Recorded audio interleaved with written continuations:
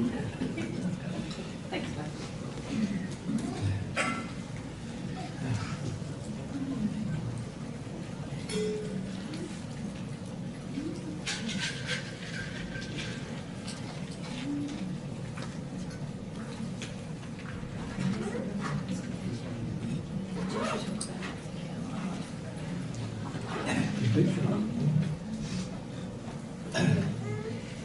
Guys, just before we start, I just wanted to talk to people about having love and respect for the event that you are participating in. So Jesus and I have spent a lot of time planning this trip, organising venues, paying for venues, I've taken registrations from you guys. I've had waiting lists, I've had people, some of you guys contacting me numerous times, oh please, I need to come. And all around the world that's been happening. People wanting special treatment or just my special case to give me a ticket where other people might be also wanting a ticket. And then we've had a lot of situations where a lot of people don't show up. Even sometimes those very same people who have sent me these emails saying, please, please get me in. Or some of you leave early or just come for one day or, oh, it doesn't suit me or I've got a better thing I want to do later on today, so I'm just going to leave. And all of these things show that there's not much value placed on what we're doing here. And while that's absolutely up to you, by registering, you don't have to value God's truth in your life. You have free will. It's up to you how you want to spend your time. But when you've agreed to come to an event, and it's a 3-day event, and we ask everyone up front, please come for 3 days. And then what happens is you just come for part of the time, and some of you ask questions that have already been answered on the previous day, or you want to come up in the break and talk to us because you've got to leave early or because you weren't there at the previous day. All of that shows that there's not a lot of love for us, but also not a lot of love for others who want to be involved and participating here. And I wanted to raise it because we're here to learn about love, to teach you guys about love. And it's very evident that love is not the thing you're seeking. It's more this sort of pleasure, I suppose, or the comfort, or the your demands, really. Just seeking demands with us, and yeah. I think it's been a very common thing. And like last week, we booked a venue for 120 people, and 70 came. That's 50 people who didn't honour their agreement with us to come.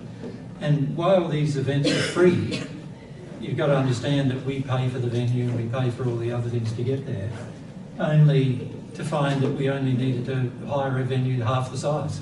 Yeah, so last weekend we would have fit in here, which is literally half the price that we paid last weekend per day. And it's quite, there's more trees. It's basically a third of the price here, isn't it?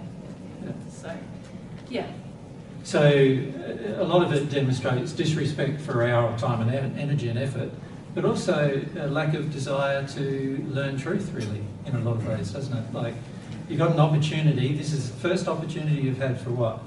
10 years. 10 years to spend some face-to-face time with us, and yet if you can't organise your life to be here well in advance, like it was 6 months ago or 4 months ago, can't organise your life to be here for 3 days of the week, of 1 week, like 6 months in advance, then I would suggest to you, you don't have a very strong desire to learn truth, right?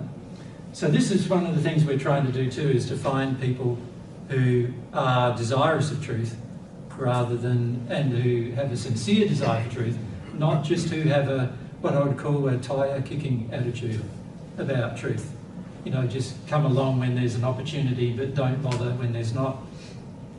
And don't bother with truth in your day-to-day life. So we're interested in finding people who want their relationship with God above everything else, and who want the truth above everything else as well.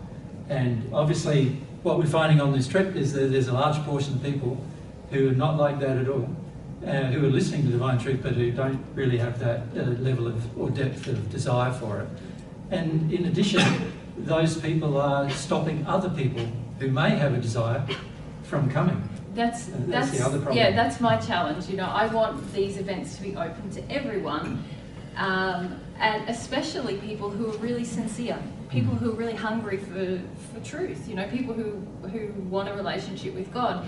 And when I have a situation where there's a waiting list, and some of the people who want to come can't come, but then the people who just registered for a ticket but they're not really that interested only come for half of the time, then there's people who've missed out, and those people might be more interested than the people, well, they obviously are, than the people who come for half the time or come and then start to feel a bit uncomfortable and don't come back after lunch, you know, for the rest of the weekend. So now we understand with a lot of our events that there is a lot of spirit pressure on you to not be here.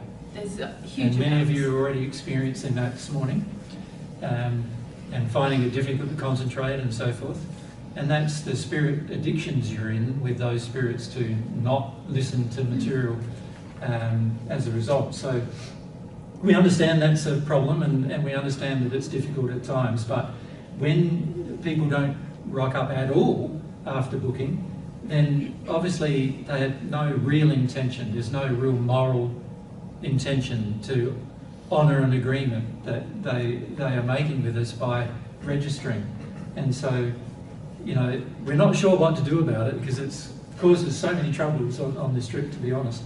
We're not sure what to do about it, but we feel that the best thing to do is just raise the issue, and this event's recorded, so hopefully the people who have attended events will listen to this and go, well, yes, in future we'll make sure that if we register for an event that we're actually going to be there, and we're also going to be there for the entire time the event's on.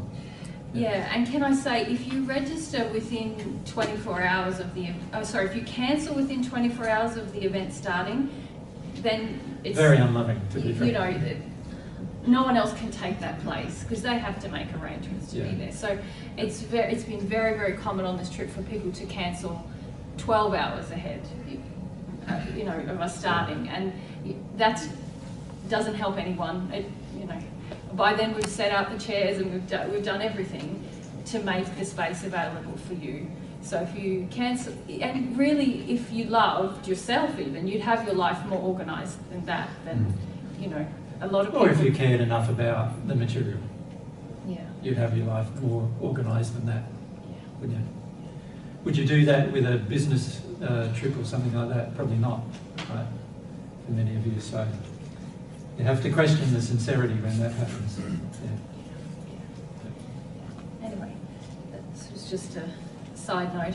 It's also a little, well, it's also about what happens when you're at the events as well. When you, many of you don't believe that what I'm presenting to you in the event applies to you, and so you want some personal assistance outside of the event. Everything I present to you applies to you. And if you applied it, you wouldn't need personal assistance outside the event. Does that make sense? So many of you don't see even the event itself as a gift. yeah, yeah. And probably the reason that I'm raising this now is that, like, we want to give every sincere person the opportunity to hear more of God's truth. It's the thing that has made us the happiest, has set us the most free in our lives. The two of us personally, we value it so much. So if anyone is sincere about it, you know, we want to engage with those people, and we know it's tough sometimes being in the world where you are, and there's a lot of opposition to it. So we have been talking about on Wednesday having like an informal gathering for people who are still in the area and maybe want to get together. So my intention coming back after lunch was to ask for a show of hands of who might like to come. But my preference, yeah. Can you only put up your hand if you know for sure you would come? Yes, that's what I would love to know. Thank you.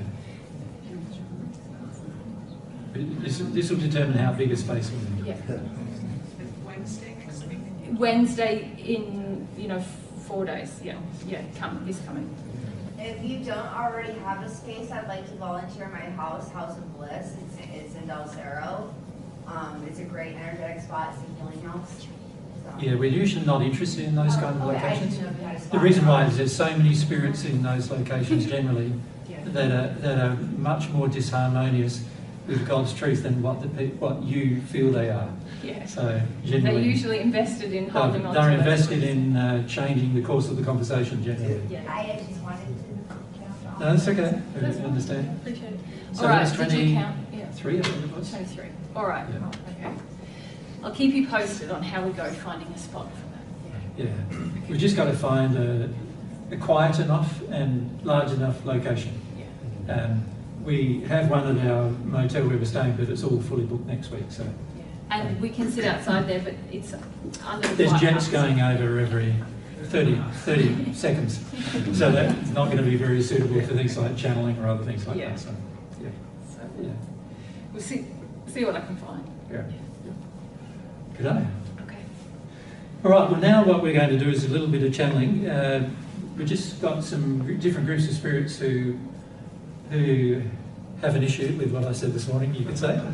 And so at this stage it's one group of spirits who are basically believers in the New Age concepts that exist on Earth today, and another group of spirits who are atheists. So we'll probably handle them in that order. We'll talk to them in that order.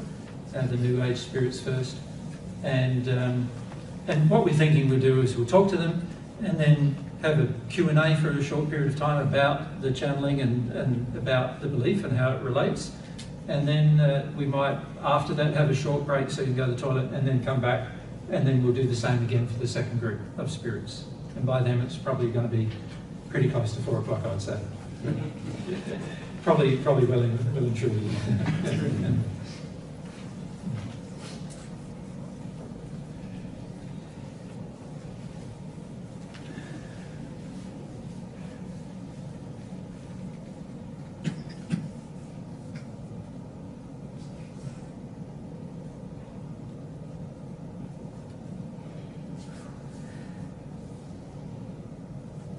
Hello. G'day, how are you? Well, we've been observing. Yeah, would you like to say who your name is? I'm Ivana, Yeah. but I represent a group here. We consider ourselves to be quite a spiritual movement, Yeah. and You see yourselves as being spiritually evolved? certainly, Yeah. certainly. And we believe we've transcended a lot of the beliefs that you're talking about here today. So what do you mean by transcended them?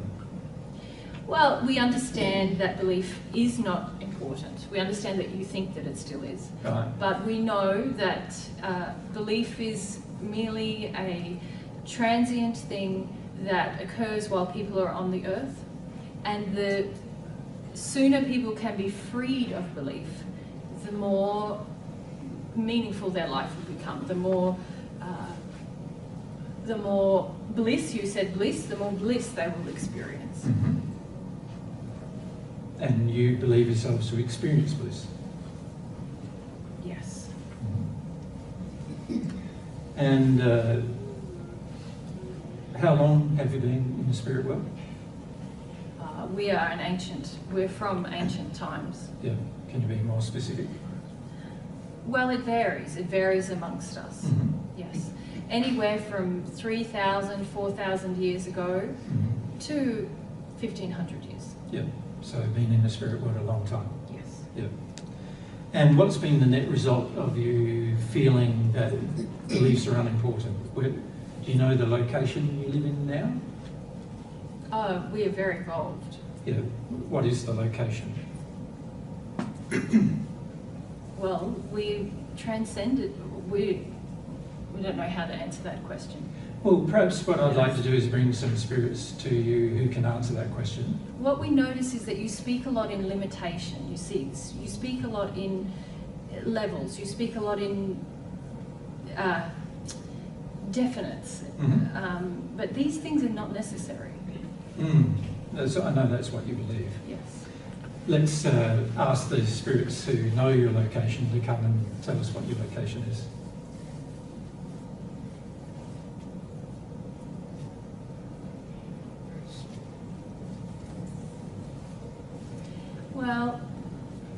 say it's a little varied. Mm-hmm. Of course, some of us have come together just here today. Mm-hmm. I might, Can you see those spirits have a very good condition, don't they? The ones who have come to you yes, are very loving. yes, And can you see they're also very happy, aren't they?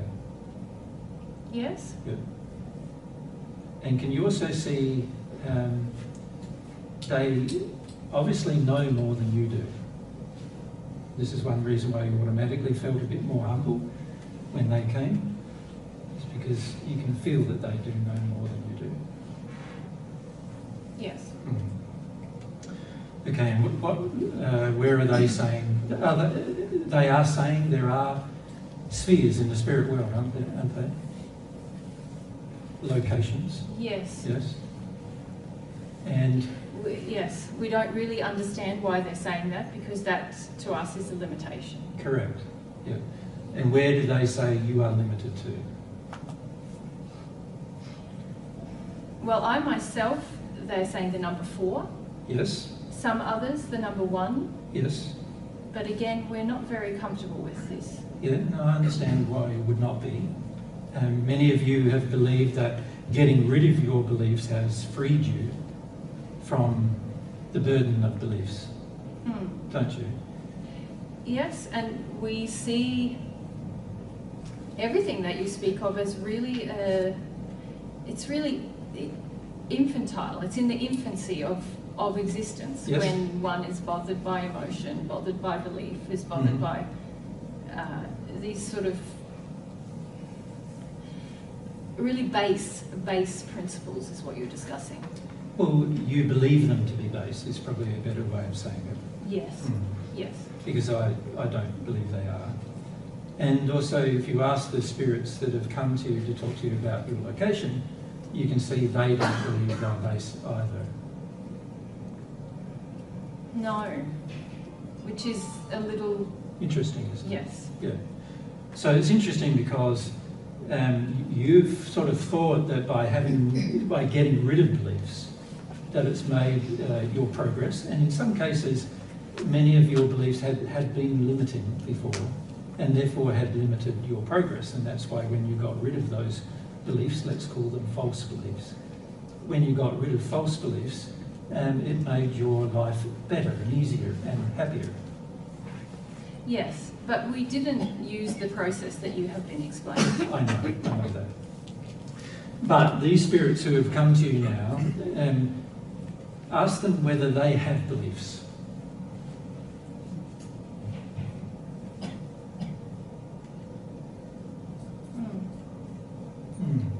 Yes, yes, yes, they do. Yes. They- And have those beliefs, ask them whether those beliefs have limited their progress or not.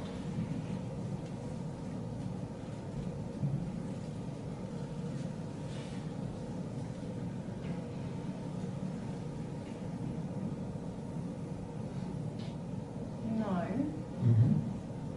Can you see any belief that is false certainly would have limited their progress, just like any belief that you got rid of that was false limited yours. But in the process of believing that if you get rid of all beliefs that you end up in the best location, you've actually neglected to believe that there might be true beliefs that are supportive of the new location that you don't have. So in other words, that there's false beliefs and there's true beliefs. What you've thought at the moment was that there's just false beliefs that you get rid of, and you've lumped them all together and called them just beliefs that you get rid of, rather than thinking actually that there are false beliefs that are important to get rid of, and then there's true beliefs that are important to acknowledge and also accept in order to grow further. So if you ask them where the sphere is that they exist in, these spirits that have come to you,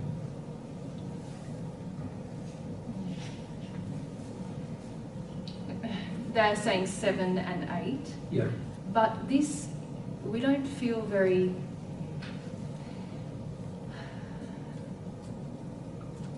This implies... can you feel now that you're starting to get a bit concerned about what it implies. Well, we feel very opposed to the idea of assigning levels to people. We feel that this is very wrong. Well, we're not assigning levels to people. The law assigns the location of the person.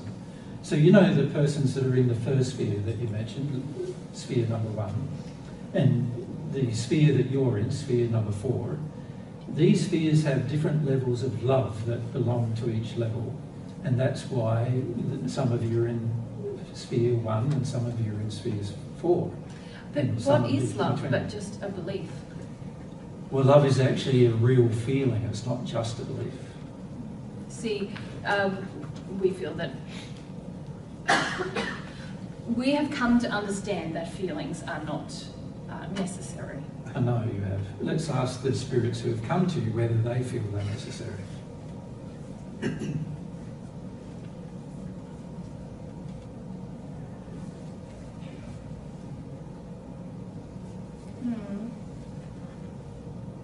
Can you hear their explanation as to why they feel they're necessary?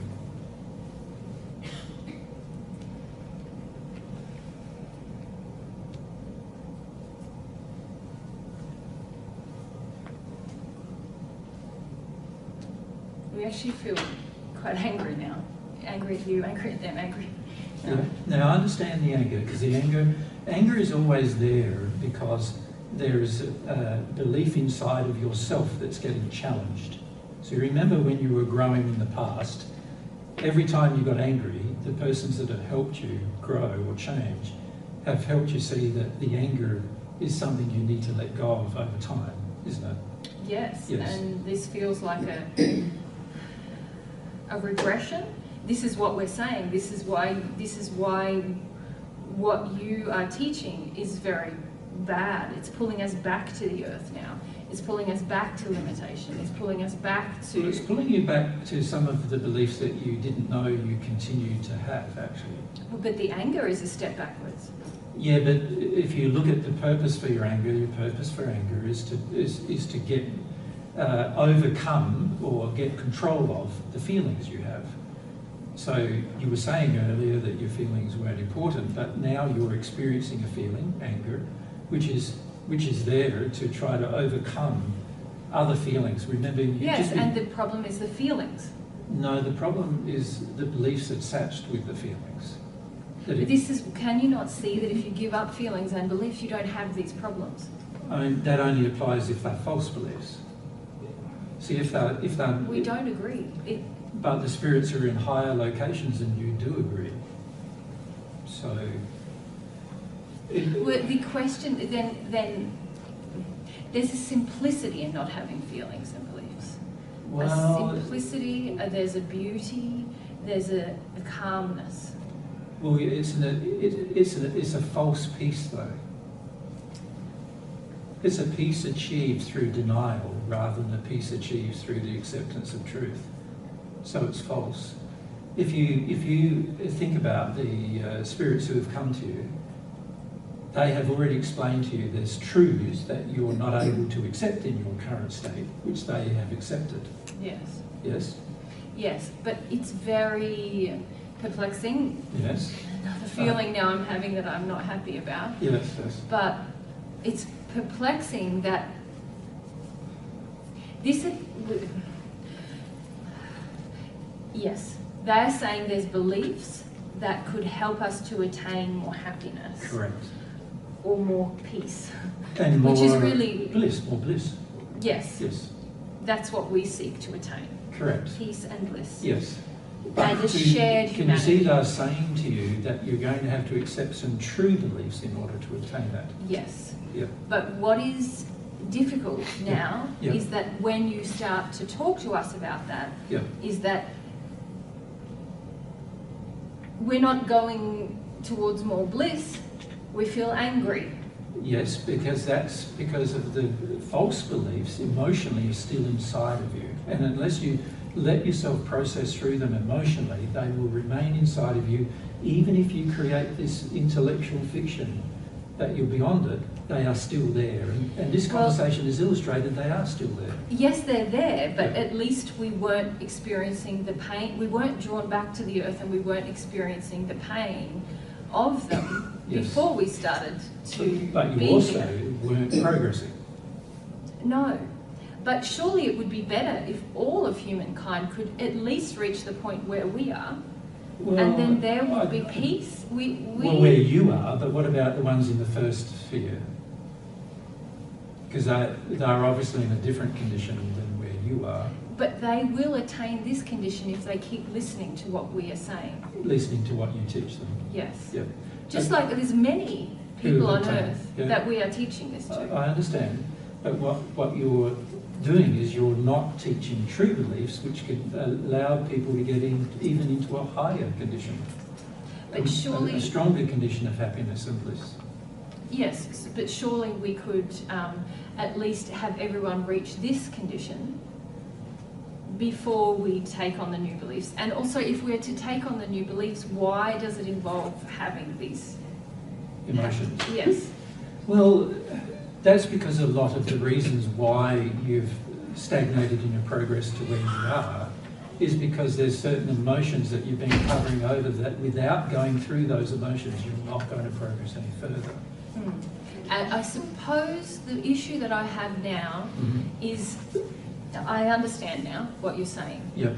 but the issue that I have is when I weigh the potentials against the calm that I feel where I am now, and I weigh that against the option of I'm being drawn back to the earth as we talk about this changing of beliefs, taking on true beliefs, and the pain of doing that, I don't know if it's worth the bliss of what's above. Yes, it does. And I don't have any feeling that going back to the earth will take me into a bliss above where I am. I've worked very hard to get where I you am. are. Yeah, I understand that. And what are those spirits with you, though, saying to you about this process? Yes, they're saying that what you're saying is correct, but I don't Leave it. And this is an example of a belief that's held on to emotionally that stops you from moving forward. So, I mean, the other feeling I have now is fear. Yep, I understand that. You see, a lot of the way you've progressed till now is about calming yourself down, getting anything that's distressed you in any way up until this point, you've sort of dismissed and reframed it intellectually so you don't have to think about it or feel about it anymore. Well, there's many methods that we have. Correct? Yeah. And I'm just describing one of them, right? Yeah. Yeah. You want to describe some of the others? Yeah, well, there's certain techniques of with breath and energy that we have learned. So you breathe into a state of calmness? Yes. Yes. And you sort of move blockages in the system through breath. You mean blockages in your spirit body? Yes. Yes. Through breathing Yes. into those areas of your body? Yes, and just creating movement, creating energy flow. Yeah. There's also collectively as a group, sort of having similar states, teaching kind of meditative states. Yeah, meditation. And engaging with them in a group sense as well. Yeah. And so sort of circulating energy between all members of us. of the group? Yes. Yes. There's also seeking to understand. Yep. And understanding that any pain is not a part of us. Yeah. It's an illusory part of us. So in other words, you sort of believe pain is not real. That's just right. Something that It's is an just a illusion. belief that we're holding on to. Yeah, good. All of these things have been very effective for me. It's taken time, but Many thousands of years, right? Yes. Yeah, many thousands of years. Yeah. but I hope you can understand that having discovered such contentment Yes. after such trouble, Yes. it inspired me to want to be able to teach that to people on the earth. I do understand that, but if you continue to teach something that's limiting, then of course the people you teach will also be limited. I guess the challenge for me is seeing it as a limit. I do understand what you're saying, But you but can it see- feels a freedom. Let's take you to the gate of the fourth sphere. Should we do that? Yep. So the fourth sphere, there's a gate between the fourth sphere and the fifth sphere. It's a transition that you've been through a number of times before in the lower spheres. Now, now that you're facing the gate, how do you feel about crossing it? Yeah, aversion. I feel aversion. Yeah, yeah. Can you remember that feeling from the past when you wanted to get from, say, the first sphere to the second sphere? Yeah. We'll have a spirit just Yes. remind you of the process you went through there. No, I remember. Yeah, you remember. And you remember the same aversion existed. Can you remember that? Yes. Even though the second sphere was a better place. Yes. So some of these beliefs are causing a lack of faith in you that the next sphere will be a better place than the current place you're in. You see that? Well, I do acknowledge that the next sphere must be a better place. Mm-hmm. But what concerns me is that when we talk, I feel more drawn downwards Yes. than up. And there's good reason for that. Would you like to know what they are? Yes. Because at the moment you've been very afraid of that. Yes. And that causes you to not sort of even want to know why that might be happening. Yes. Does that make sense? Yes, exactly. So it's far better if we can sort of discuss with you why that's happening so that you gather some understanding. Yeah? Mhm. Okay. So, of course, our spirit friends are already explaining to you, aren't they?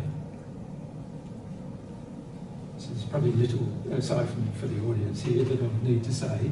But if you think about, as you go back, anything that is missed out in a previous sphere to deal with, you basically will need to go back so that you engage that teaching in a proper manner in order to move forward again. Because things get missed out on purpose. We make choices in our mind and we make choices in our feelings to not deal with certain things. And then we choose to progress using certain methods that help us to avoid those feelings. And yet those feelings remain within us. So one of the feelings you still have within you is a lack of faith about future progress, even.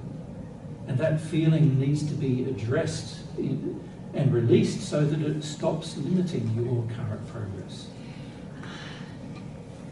And the only way it's going to be addressed is by you going to the sphere where it's taught and where you can feel your way through addressing it. It doesn't,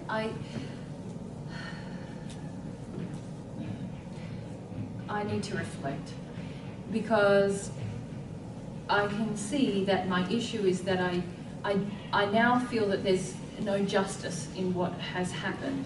Right. Because I have achieved some level of contentment after many, many years. Yeah. And now, when I consider the way that you and these friends here are explaining, Yep. it will involve me returning And to making the an earth adjustment, isn't life. it? Yeah. Not an adjustment. And Well, I feel quite offended. It's Well, not an It's a adjustment. major It is thing. the I understand. re-experience of trauma. And I thought I had transcended that. And so, Yeah, but you wanted to transcend it in order to not face it. but where is the justice in me here, having been able to attain this, only to find that this is wasted because I need to go back to the beginning? Well, the trouble with following any path that leads to nowhere is that at some point you're going to have to go back on that path and take another path to somewhere. So why wasn't I told? Why did I take this path? Because you wanted to take it and you didn't want to be told. If you think about even the start of this conversation, you wanted to tell me how wrong I was, and this is how it would have been if somebody had come along before now to explain this path to you. You would have just sat down with them and told them how wrong they were. Does that make sense? And you Yeah. know you would have done such a thing, right? Yes. So I'm not pointing it out to make you feel bad. I'm just saying that if you think about and actually there has been opportunities. And I have done that. Yes, where people have come to you, have tried to explain to you that there was a different path, and each time because of the emotions that were getting triggered inside of you, unbeknownst to yourself, you then wanted to explain to them that your path was right and theirs was wrong. And eventually, can you see, in every conversation it got to the point where they just sort of had to give up, because that you were so steadfast in your idea or concept that you were right. Yes. Yeah. And so I understand the feelings you're going through and they're valid, but I also can see that if we look at honestly at the circumstances of your past life, you can also see there were many opportunities to change the method of progress, but it was pretty hard at the time for you to consider such changes. Yeah. Yeah. Yeah. Okay. Yeah, I feel. Key is not to be so harsh on yourself about it.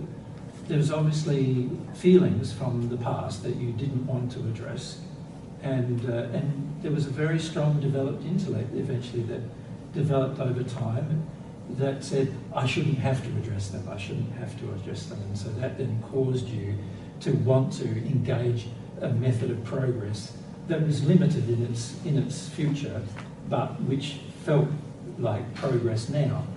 You know, felt like progress in the immediate time, but it was limited in the long term in terms of the progress that could be engaged.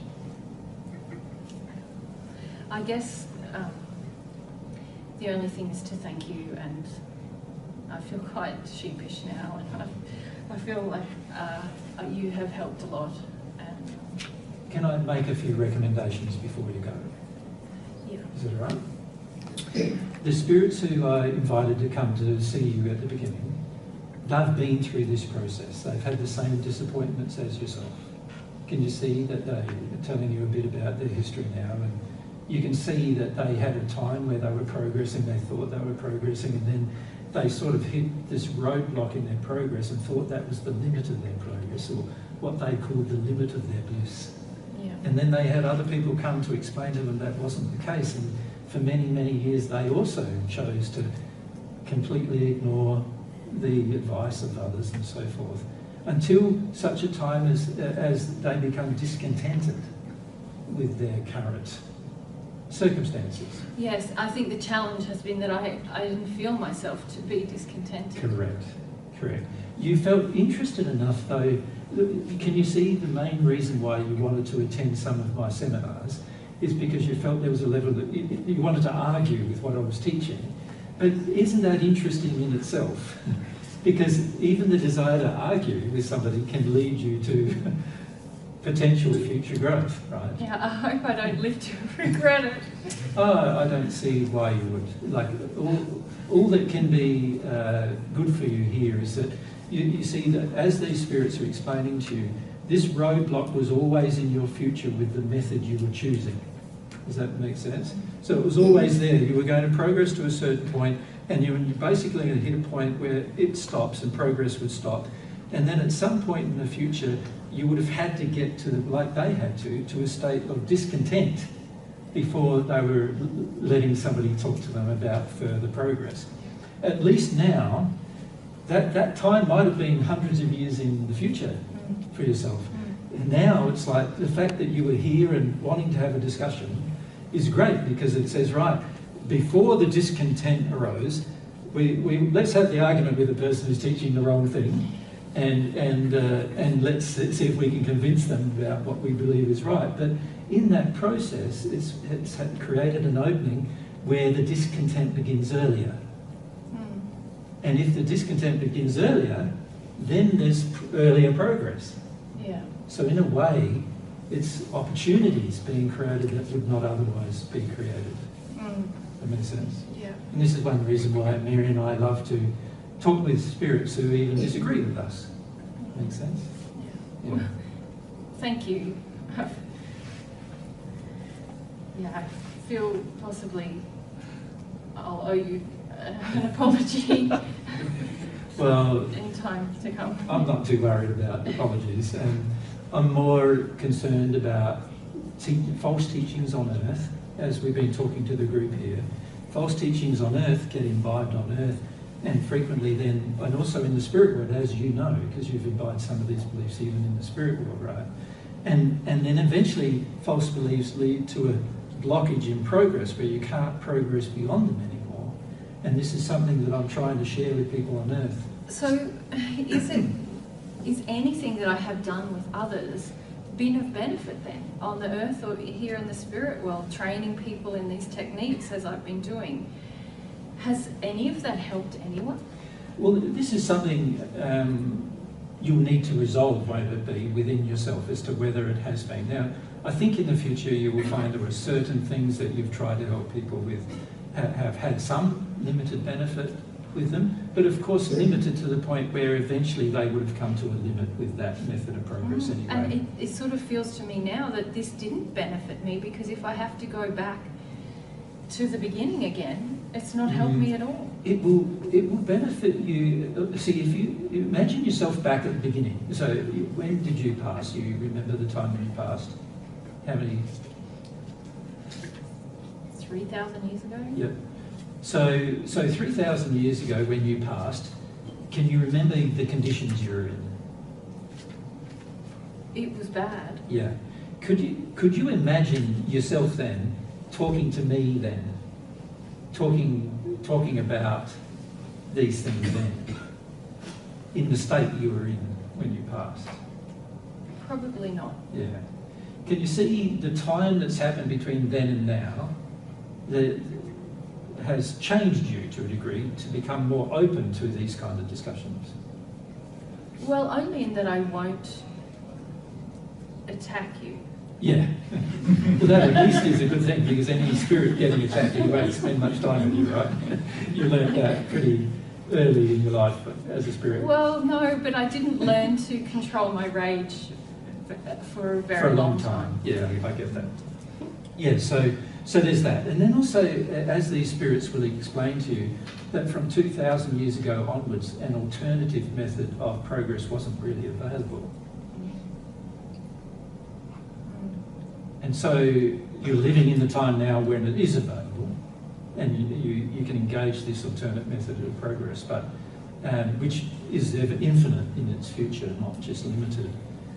But at the time of your life, when you passed, when you did pass 3,000 years ago, that was not available. And there's reasons for that, which they can explain to you. Yeah. Okay. So there's a lot of circumstances, is what I'm pointing out to you, that would cause a person to not be able to accept some truths, some of which are what God's offering, but also some of which are our state, our personal state has to change a bit before we're willing to see things that we couldn't see before. Mm. And as you can see, as time's gone on over those 3,000 years, the desire for peace in you has also created a degree of arrogance in you towards accepting other beliefs that might help you progress further. Yes, and that's what I'm worried about now with other people. Am I creating that? I must be, and this, I must be. Yeah, and this is a part of the problem with teaching beliefs that are not true. Part of the problem is that we end up influencing other people to do the things that are not true, which also ends up with a detriment with their own life. Yeah. And I know that you fully believed what you were teaching was true, but that doesn't change the fact that if we do teach things that are false, even though we believe them to be true, there is still a detrimental effect on somebody else's life, as well as our own, of course. And one reason why you haven't been able to progress beyond the fourth sphere is partially because of what you've been teaching. Not just because of your beliefs, but also the fact that there's penalties associated with teaching wrong beliefs, and that has limited your progress to the fourth sphere. Oh. Does that make sense? I didn't know that.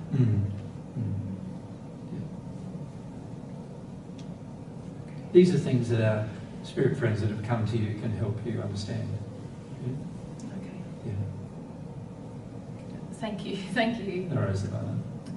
It's good to meet you. Yeah. How is I'm not sure I believe how's it. everyone else going on? There's various levels of difficulty, isn't there? Yes. Obviously, those in the first sphere are having more difficulty. Yes. than those of you who are in the higher spheres, yes? Yes. Yes. Yeah. And if any of them would like to, if you have any further questions, I'm happy to answer them. I think the other people here who've come are going to sort of, they're saying to stay after. Yeah. So that That'd be advisable. Yeah. Yeah. How many of the people have been in your group? Well, in my everyday group Yeah. or in my regular group, Yeah. there's 50,000 of us probably. Mhm. Yeah. That we had the same mission. And you had a very organised stance on trying to help people on earth follow the same teachings as yourself. Yes, there's a lot we've been doing on earth, Yeah. and Yeah. it's going to need a lot of. Sort of adjustment. Well, yes, and we need to understand a lot more. Yeah. But it feels a little bit like, do we just abandon those people now? Well, Should we just step away from them because we don't know what we're doing? Well, I don't know if that would be loving, because if you think about it, if you've led a person down a path, the wise thing to do would be lead them back to a different path, wouldn't it? Like even in our confusion now, or we're not understanding, we're just. Well, the people on earth you've been trying to assist would be far better off in a state of confusion than they would be in a state of definite going down the wrong path. Oh, yes, yes. And then if you, as you learn, as you know, you've got a capacity to learn a lot faster than people on earth Yes. generally have a capacity to learn, because they're limited by their, desires and addictions and so forth, whereas you're less so. So that gives you a stronger capacity to learn faster. So as you learn things, you can, as a way of helping them back along the path, to get to another path, you can assist them to make those changes, lead them to those changes, you see. Yeah, okay, Yeah. yeah, So we can do that. it's not harmful having a connection with people on earth, as long as you lead them to the truth rather than lead them to what you believe is true. And there's a difference between what you believe is true and what is actually the truth. There's a lot for us to understand here. Yeah, yeah.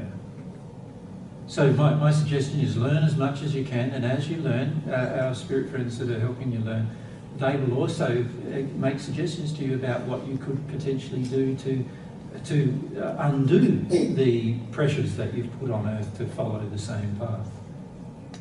That makes sense? It does. Yeah. Thank you. Thank you. Yeah. Okay, thank you. Okay, thanks, Anna.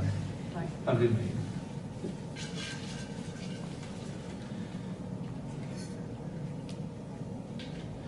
All right. Any questions you'd like to ask Theo, if we microphone with Theo?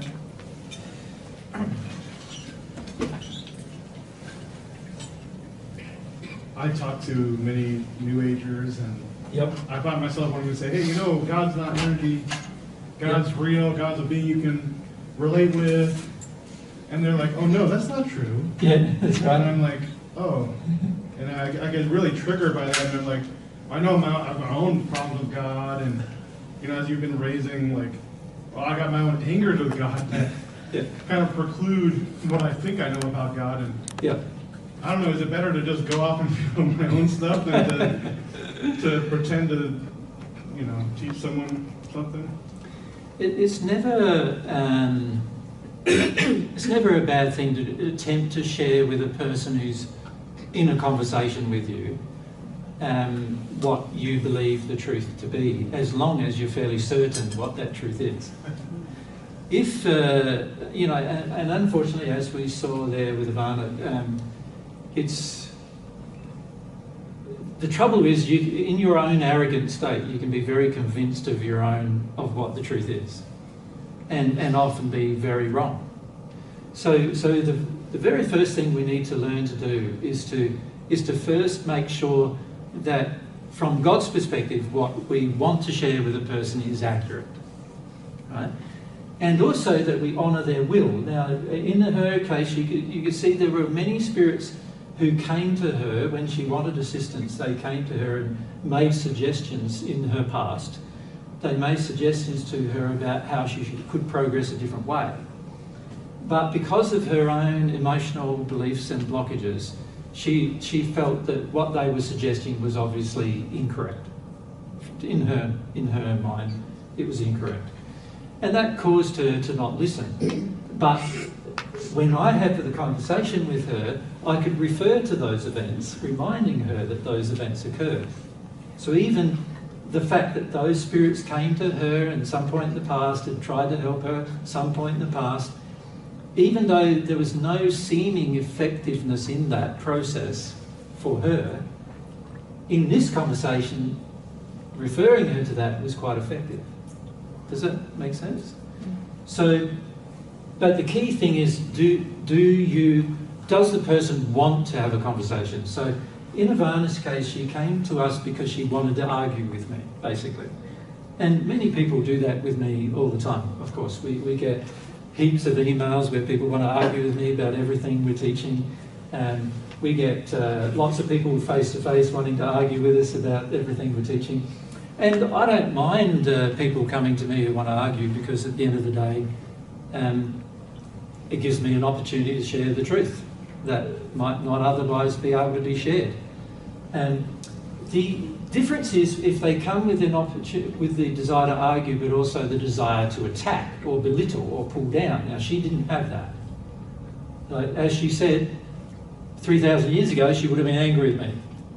But she worked through a lot of her rage and so forth. And so in the conversation, even though she was quite, like her inner peace in that conversation was utterly destroyed. But even though that was the case, she still was able to talk with me in a civil manner, right? Without being in a rage and yelling at me and trying to pull me down and all those other things. So that was good. That means she'd already made some progress in love to get to that stage where she could disagree with somebody but not have to dump on the person a lot of her anger and rage. So every situation where you're facing a person who doesn't believe what you believe, you've first got to question whether what you believe is true in any way. And then the second thing you need to do is make sure that you're connected to God while you're sharing truth with others. Because if you disconnect from God while you're sharing truth with others, you are now highly likely going to be influenced away from sharing truth and rather be sharing personal information with others. So under those circumstances, it'd be best to retire from the conversation and go through your own experience and your own feelings.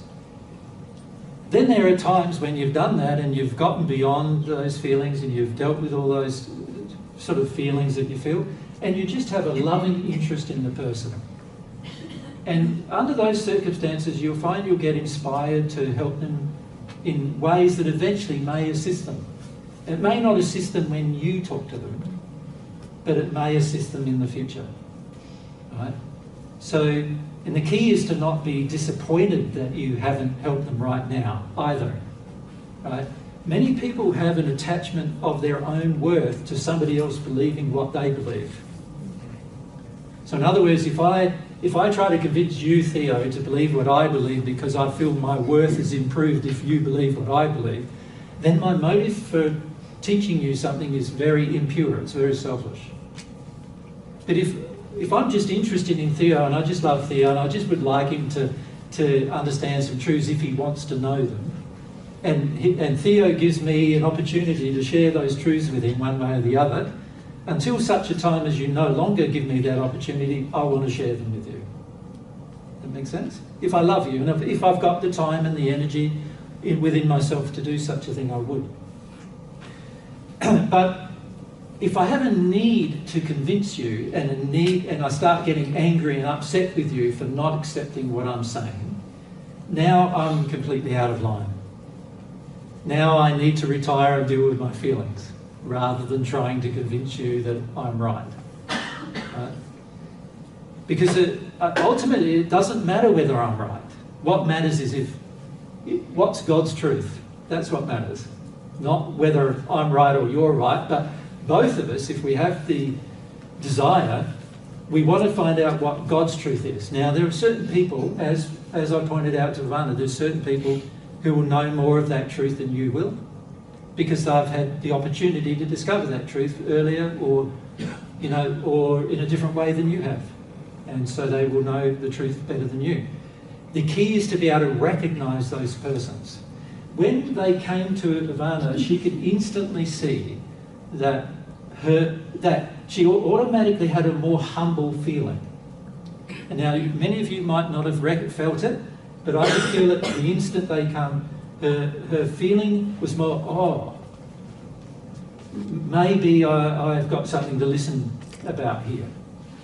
You know, because she didn't expect anybody who was in a brighter condition, a happier condition than herself, to have a completely separate belief system than herself. She didn't expect that. And so that caused her to pause and go, oh, what's going on here? You know, something's going on here now that I didn't expect. Now, she's been following us for a number of weeks, Ivana, in terms of listening to us, and her group as well, because they were concerned that what we're teaching is against what they're teaching. They want me to stop me from teaching it. Right? That was their purpose for following me around. And many of them, while we've been in the USA actually, have been getting involved with the audience, saying, what he's saying there is not true, what you think is right, and what he's saying is wrong, and all that. And this has been going on for some time, right? Now, we're aware that it's going on, but most of our audiences are not aware. And being aware means that you can then give an opportunity, which is what we wanted to do, to make these adjustments, like to try to help the persons. The more we can help the spirits who are influencing you, the more that spirit pressure relieves, and the more you're able to have your own thoughts and your own feelings and your own opinions. When you've got this heavy spirit pressure around you saying this is what you should believe and this is what you should think, and it's very much in harmony with what you're trying to avoid internally, it makes it much more difficult for you to hear the truth. When you actually hear it, you don't actually hear it with your heart. You know, it's just like in one ear and out the other, as the saying goes. So having the conversation with people is a very important thing, but if it's done in an unloving manner, it's going to actually cause more distress and pain than if you didn't have it at all. And not only more distress and pain for the other person, but also for you. Yeah. And that's just something to bear in mind when you're sharing truth with others. Make sense here? Yeah. You got any more questions about that, or you're up? Okay, let's come over here and there. Yeah. So here. Yeah. To go off of beliefs, I grew up neo-pagan Wiccan, and so the God is nature was very heavy. Very prominent. Yes, in my life. Yep. I feel like I'm very sincere. Like I want to know a lot of truth. I have a really hard time with self-doubt, and I know it was taught to me by my parents. Yep. I wanted to ask, how do you guys, or do you guys feel through your self-doubt and then naturally you're more open to the truth, or how should I approach that? What you call self-doubt, how would you describe it as a feeling? A sinking feeling. I feel like I listen to you guys and I'm like, oh, that feels so good. And then I get clouded with self-judgment. So what kind of judgments? I'm wrong and I don't know anything. Or other people know more than me. Okay, so let's...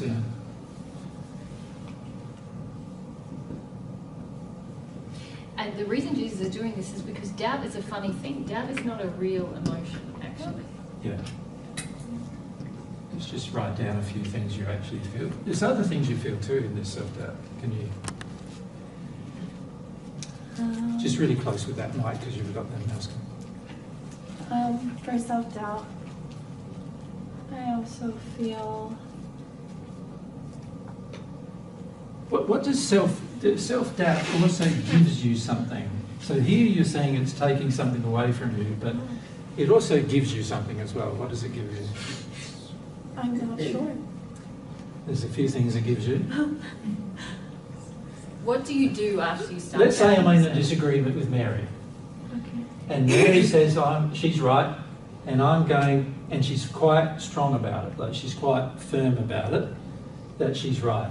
And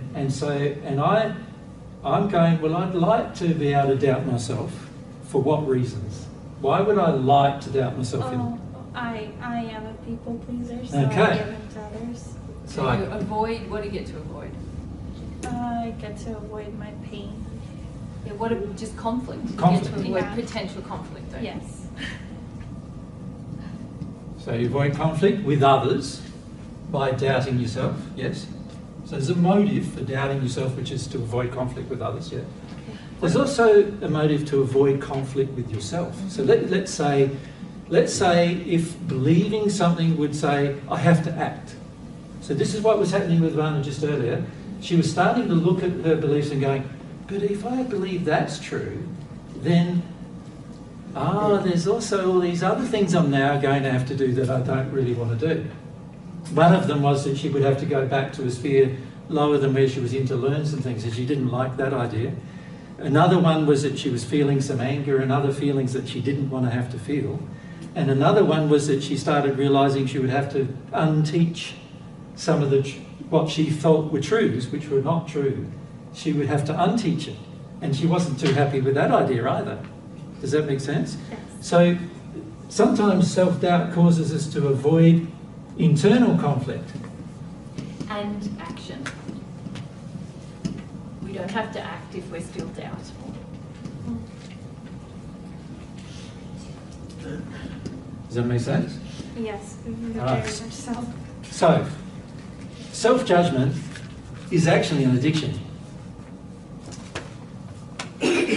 Self-doubt is an addiction. Self-doubt is an addiction too. Yeah.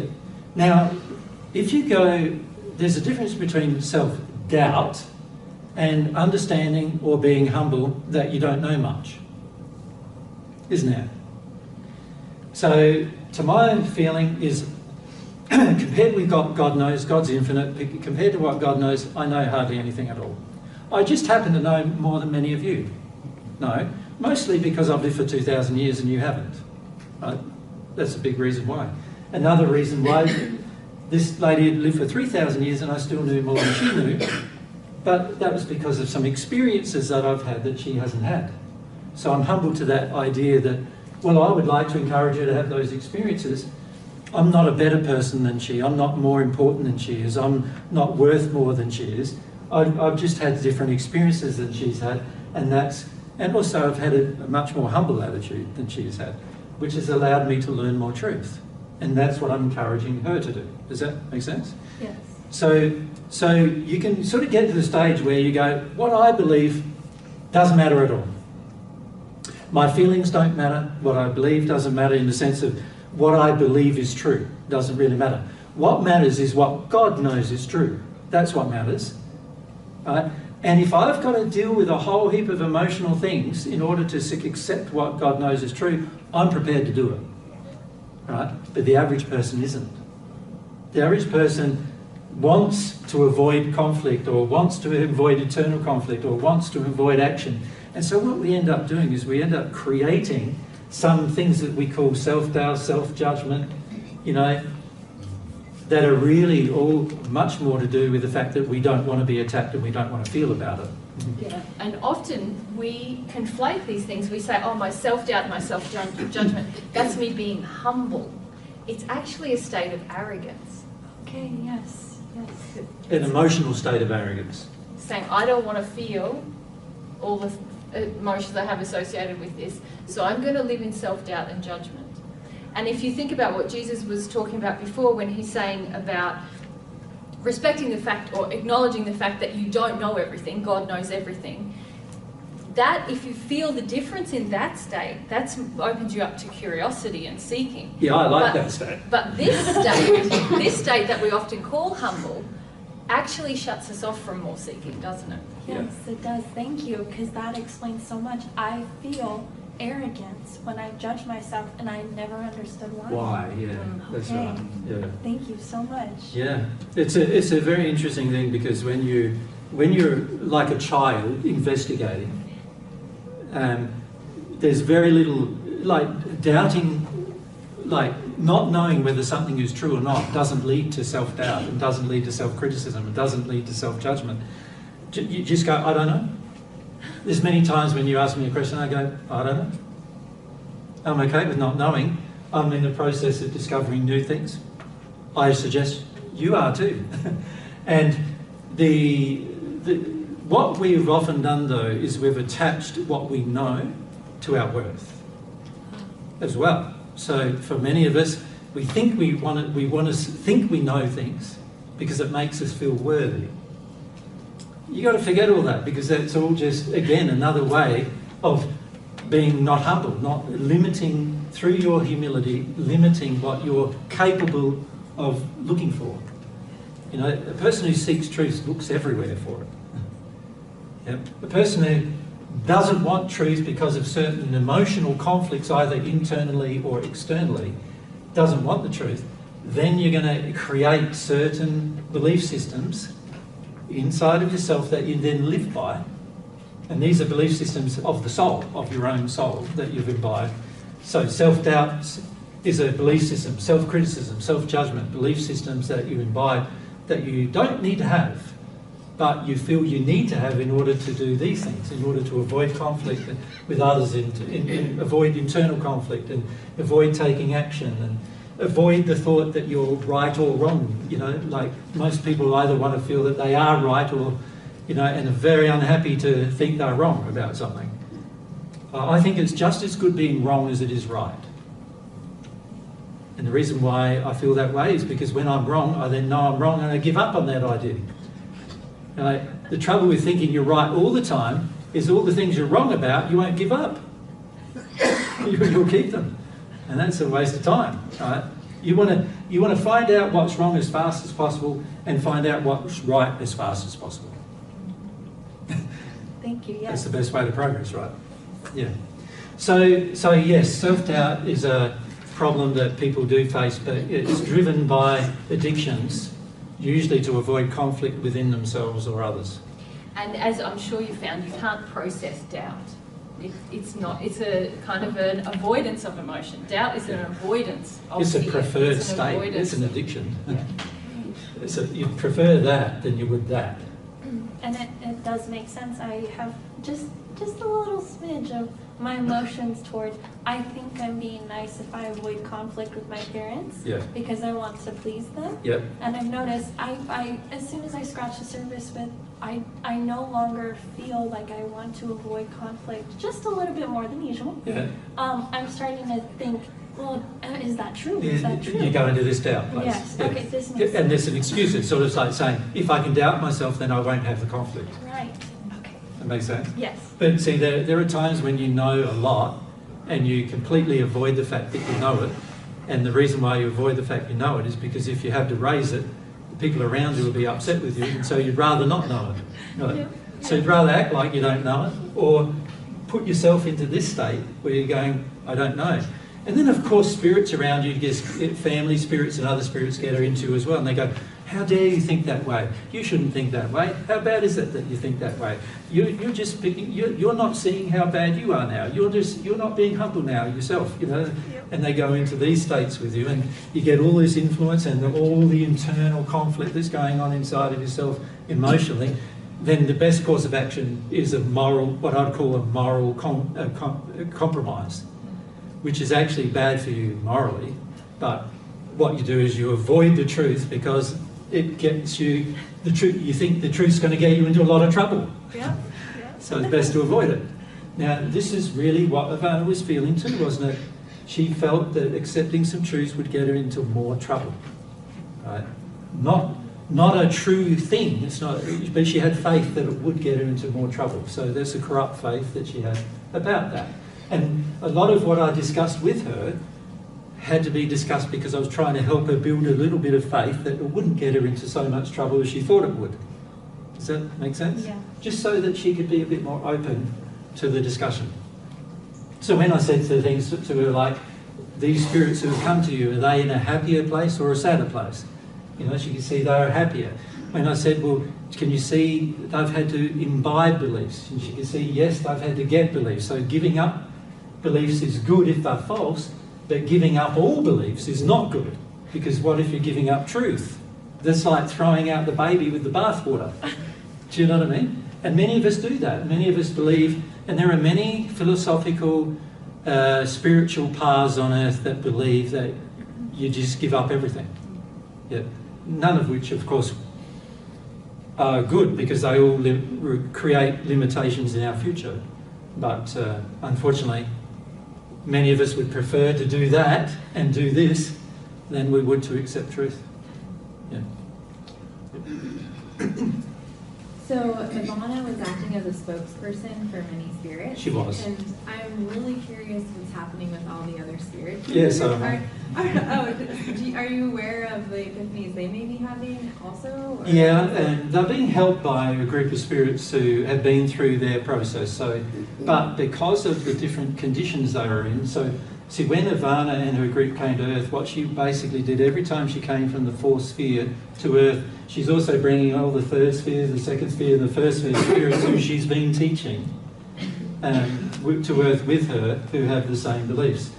Now, the first sphere and second sphere spirits, but particularly the first sphere spirits, still have quite a lot of anger in them, and quite a lot of resistance to their emotions in them, and quite a lot of difficulty facing some fundamental feelings that they have. And so it's harder for them to come to terms with what I said to Ivana that it is for Ivana to. So, one of their common attractions I could feel is that they believe emotion is weakness. And so that's why spirits are attracted, that's why they're attracted to what Ivana was teaching. Yeah. And obviously some of them feel very sort of betrayed now by her as well. They feel like they've been misled by her, which was part of what she was starting to worry about as well. Yeah. And then some of them feel like it's the only way that they were getting kind of comfort from their feelings was to have this group, and they've been coming to Earth to kind of attend, I guess it seems like, meditation New groups Age meditation and circles, those kinds of things. that kind of thing. And so some of the first sphere spirits were feeling very attached to the people on Earth, Mhm. like emotionally attached, even though they're trying to not have emotions, they felt like quite emotionally attached to them. Mm. So there's quite a lot of, some of them angry, some of them quite sad because they'd listened to the discussion as well and could see, well, okay. And they met the same spirits. Yeah. Because the spirits were all meeting here on Earth rather than in the sphere that Ivana was. So I could feel that some of the first sphere spirits, though, were going to find it easier because they'd been less entrenched. They'd been doing belief, it less time. So in one way it's harder because they'll have more sort of inflammatory emotions. On the other way, they'll find it a bit easier because they're not as entrenched as she was in the belief. Mm. But there was a lot of them. Yeah. Yeah. And they've been influencing a lot of people on Earth. Yeah, yeah. And that was one of the things that she's sort of impressed upon me as she was leaving, is that, like, well, a lot of people here have these beliefs that we have too. Yep. You know, a lot of people here, that's partly why we came. And a lot of people aren't. You guys are possibly not phrasing it in the same way as they phrased it, as she phrased it. How many of you are involved in breath work? There you go. How effective is it going to be? Yeah, meditative things. How many are involved in meditation? There you go. Group, any kind of group work. therapies. Yeah, yeah. Okay, quite a few. These are all the things she Yeah. was doing with people on Earth and with spirits, all which lead to a dead end for lots of reasons. Yeah. But of course we like to believe they're effective when they relieve us from our feelings. So, or relieve us from the personal responsibility of feeling our feelings. And also relieve us from the responsibility of dealing with our beliefs. Yeah, and also John's saying a lot of people here believe emotion is weakness, which is the primary belief that has caused them to be very attracted to these other practices. Yeah. Yeah. Yeah. Can I ask one tiny follow-up on that? Sure. So when all of these people come to you and kind of one of them sits in channels, are a lot of the groups often shifted, or does it? Yeah, Okay. usually. Yeah, because the conversation they're aware of, they're meeting the same spirits that we've introduced to Ivana. There was a large group of spirits, almost one spirit for every person who was being helped. So it was a large group, and so it's it's very impactful for them to have such things happen, and also very impactful for them to have somebody on earth requesting these things, who they have a lot of disrespect for. So they have a lot of disrespect for myself and Mary, but we're requesting a whole heap of things that now trigger them quite a lot emotionally, and so now it's hard for them to continue in their disrespect of ourselves as well. So there's a lot of things that happen, as a result of these conversations that are helpful for their growth. Yeah. So there, and on this side, where's our mic? Yeah. If we can go, straight behind you, Jane. And Catherine, yeah. So I am not now, but I have been involved in all those things, Yeah. group meditation, breath work. Yeah.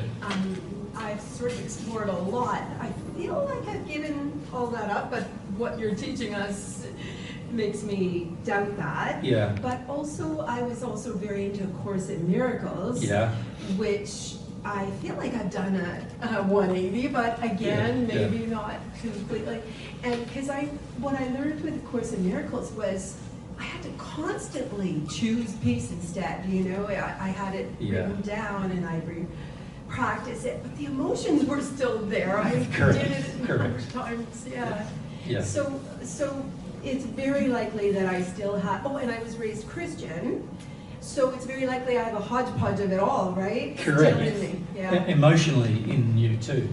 Yeah. And sometimes the things you imbibed as in New Age philosophy or whatever was a reaction to the Christian stuff as well. Kind of like what we talked about with Courtney Last week we Yes. talked to her about that, and yeah, most people have those kind of reactions to being brought up in a certain faith, finding it quite difficult, then choosing some almost opposite beliefs, and then finding them eventually not working for them, and then it's sort of like, but if you think about it, a lot of our desire to just go from one belief to another belief to another belief, we find many men in our audiences get annoyed with their wives a bit, because the wives are going from one belief to another belief to another belief to another belief to another belief, and while the man's pretty much having no belief at all in that entire time. Do you know what I mean?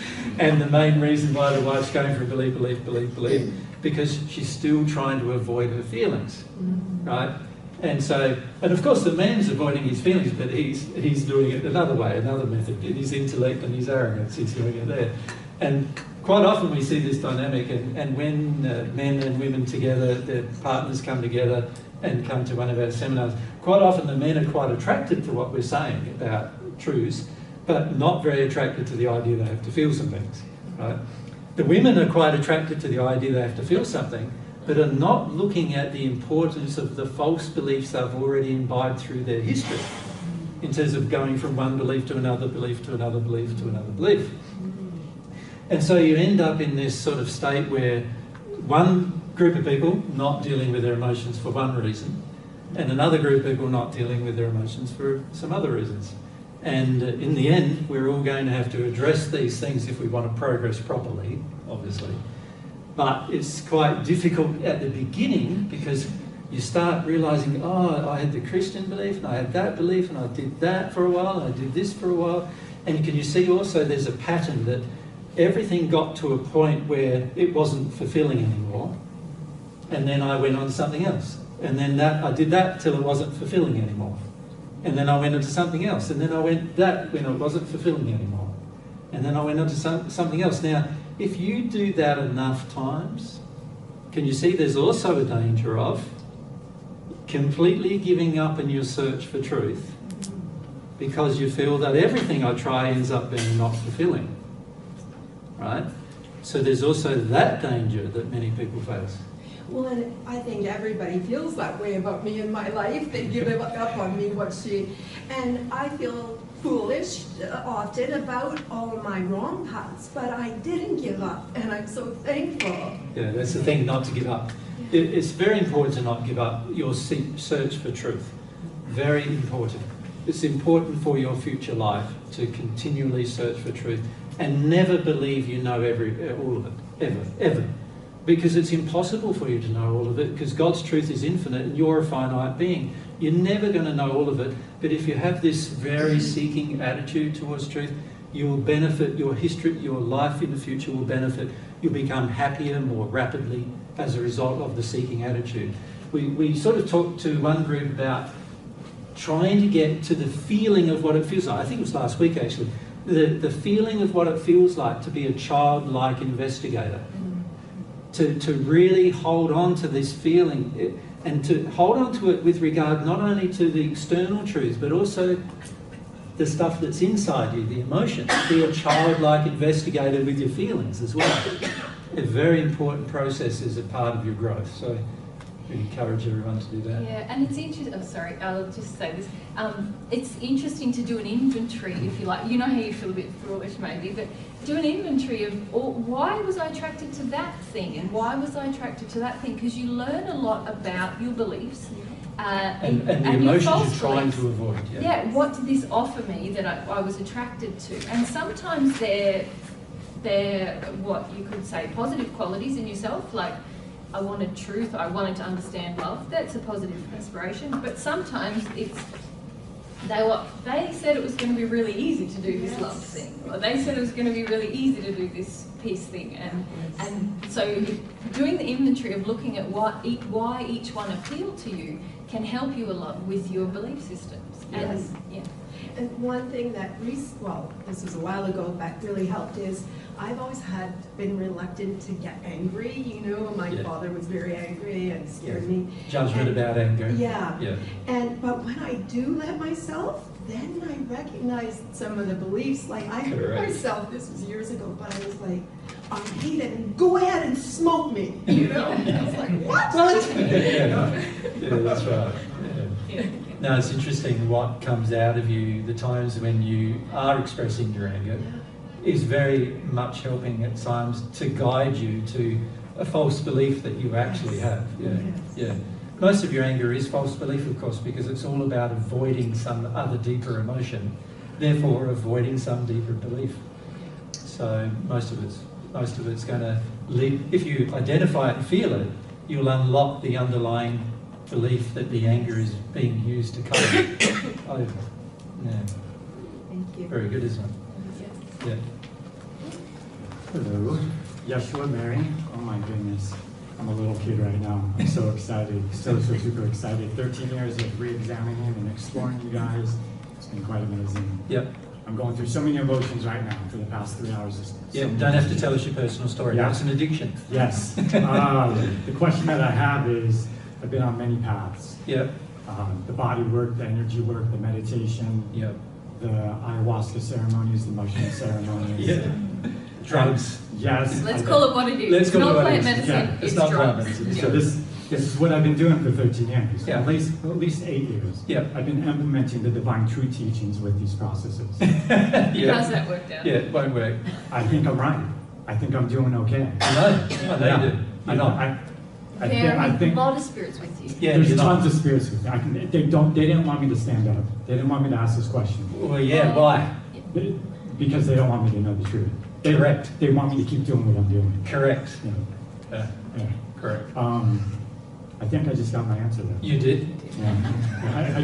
I just love and appreciate you guys so much. Thank you for everything. Yeah, thanks for that. Yes, one of the reasons why many of the spirits around you stop you from asking decent questions is because they don't want you to know the answer. And at the moment, there's a lot of influence going on in your life, and what you're trying to do is incorporate divine truth into lots of different other things, and in the hope that you're going to find the truth beyond divine truth. It really, and a fair bit of it is driven by some arrogance and feelings of wanting some superior feelings and wanting to believe that you're better than others, and that also that you're going to discover some truth beyond what Jesus is sharing with you, and at some point in the future And you you're could going be to the new Jesus. Yeah, and- yeah. Oh my God. Yeah, that's right. And I've had it all before, right? And so the issue. By the way, can I just say, Jesus wouldn't mind if there was a new Jesus. It doesn't. Thank you.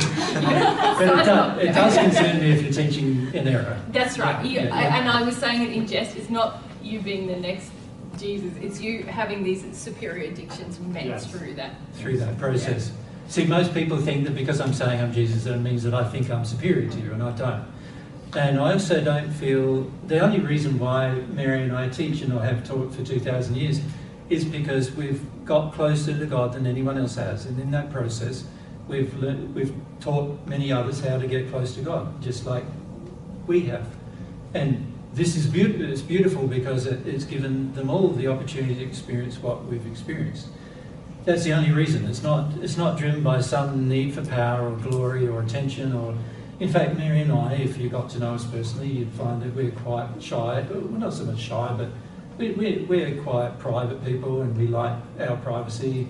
We're not addicted to fanfare, or we're very down to earth people. And this is something that a majority of people don't understand, because even the media, when they come to interview us, they think, oh, we're the media, so you'd want to talk to us. And I go, why do I want to talk to you? I said, I don't need to talk to you. It's like, unless you're open to hearing some truth, then I'd love to share some with you. But there's no sort of desire to be, you know, one interviewer said to me, I've got 500,000 followers or something. How many have you got? And I said, I don't know if I got any. And he thought that his 500,000 followers meant that he was worth more than I was. And also, I think he said that. Yeah, he said that. He said, well, people should be listening to me more than you.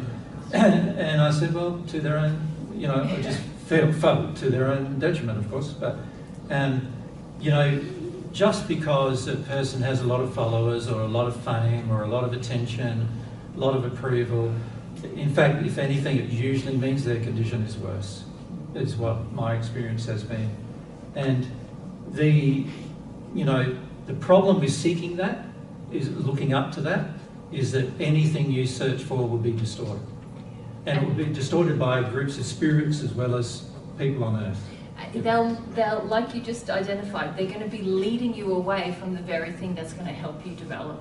Correct. Because they want to have superior feelings through you over others. Yeah. So they're going to lead you away from the very things that will.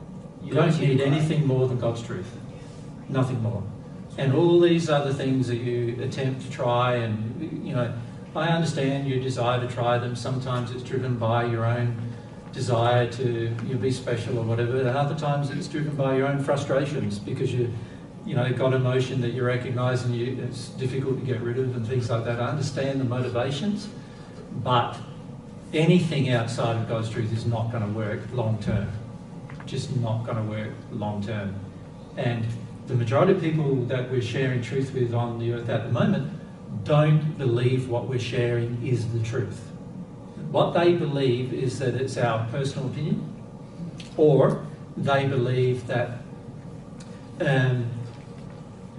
it needs to be enhanced and modified to become truth. Make it more palatable. To make it more palatable to the emotions, you know, in particular. Most people are avoiding their emotions quite significantly when it comes to progress. And this is why most people are still on the natural love path when it comes to their growth rather than divine love path. But I must say to you, a lot of the things you're on are not on the natural love path either.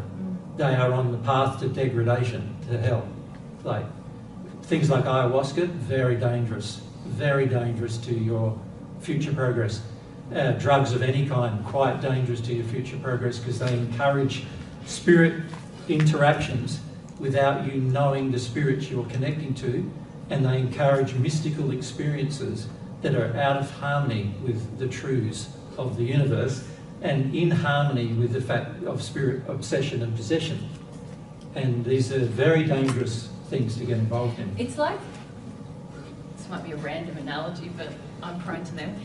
You know, here in the US, I often comment to Jesus when we go to the supermarket, like, even your most basic foods are heavily drugged with sugar and corn syrup and all of this stuff. And I don't know if you've ever done it, but if you take all of that kind of highly processed food out of your diet, your taste buds resensitize to what is good. You know, fruit tastes really good and rice tastes really good. All these things taste really good and they're nourishing you at the same time. Whereas when you eat this highly processed food, it gives you a hit, it gives you a high, it's like giving you a mystical experience, and you want more and more and more of it, and meanwhile it's killing you, physically it's killing you. It's very similar with the soul and spirit interactions. You know, people, we meet a lot of people who have these kind of so-called mystical experiences, or they call them God experiences, and they're seeking more and more of them, but they're actually just experiences with spirits that are leading them away from their very own soul, and if you like, killing their soul. Whereas when you connect with God and you really nourish yourself, if I can use the analogy with things like love and truth, humility, faith, taking loving action in your life, you feel yourself growing in a healthy way, and you feel your pleasure becomes resensitized to what is really good for you, and it becomes much more nourishing. Yeah. Where do you want to go next? Mary's choice. Yeah, let's come here to Fernando, and then over here to Cecilia. It is, isn't it? Fernando. Mic close. Yeah, we can already tell. Ever since I was a child, Yes. Just put it right on your chin. I've been seeking to have a relationship with God. Yeah. I don't know how much of a success I've had. Yeah. I think I have a long ways to go. First of all, I can't even tell whether I have a natural love spirit or a divine love spirit. Yeah. I've always wanted to be or gain mediumistic ability, but I utterly failed in that regard, I think. Well, no, that's not what I observed, Fernando. You actually went to sleep earlier. Sorry? You went to sleep earlier. I don't know if you noticed yourself. Yeah, but that's because I did very little sleep last night. No, it wasn't actually. You had a spirit who was who's been with you last week too, trying to make you go to sleep. Whenever there's something that might be important for you to listen to, he tries to put you to sleep. Please tell me more about that. Well, I want it's a very personal thing, and when I say very personal thing, what I mean is it's more a personal story, but let's look at some general principles, shall we? Many people who believe themselves to have a relationship with God have a relationship with a spirit claiming to be God. And we notice this a lot when we travel, where people are saying, oh, I've got a relationship with God, but they've actually got a relationship with a spirit who claims to be God. And because the spirit is in a bit better condition than the person on earth is, the loving feelings, which are often addiction feelings that they're getting from the spirit, the person on earth interprets it to be God's love for them. Right? Now, this is a state that many people are in, and this applies to yourself.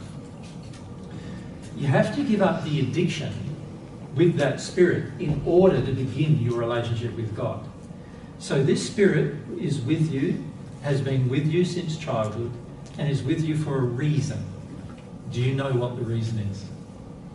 I don't know. When I was young, I dabbled into yoga and meditation. Yep. But that was quite in long your, you weren't, I'm talking about in your childhood, not when you were young in your teenage or 20s. I'm talking, go right back to like 5, 6. Sorry, what's the question again?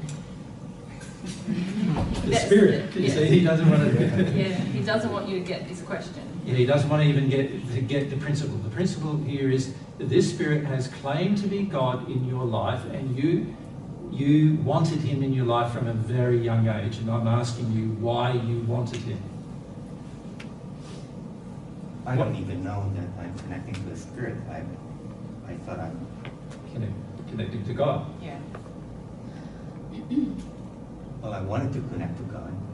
I don't even know whether I'm connected. Think about the reason why you thought you wanted to connect to God when you were little. I'm talking now under teenage years, like in your early development, child, 5.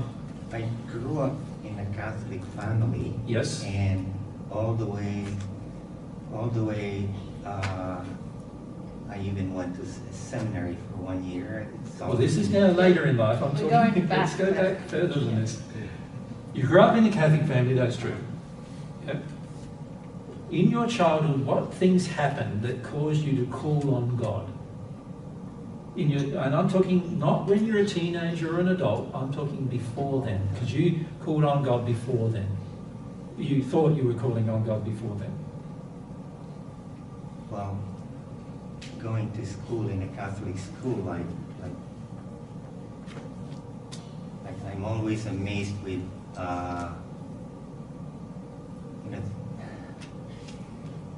I've learned of the lives of saints, and I thought, gee, and then they're connecting to God. So Yeah. that's what I was aspiring for. I don't know, tell me. Well, I'm trying to get you to reason out for yourself, and there's a reason for why I'm trying to do that. What do you reckon that reason might be? You see, it's one thing for me to say, Fernando, you are not connecting to God, you're connecting to a spirit. It's another thing for you to ponder about how this connection with the spirit began, and what your reasons for connecting to the spirit were. I don't know when it began, you see.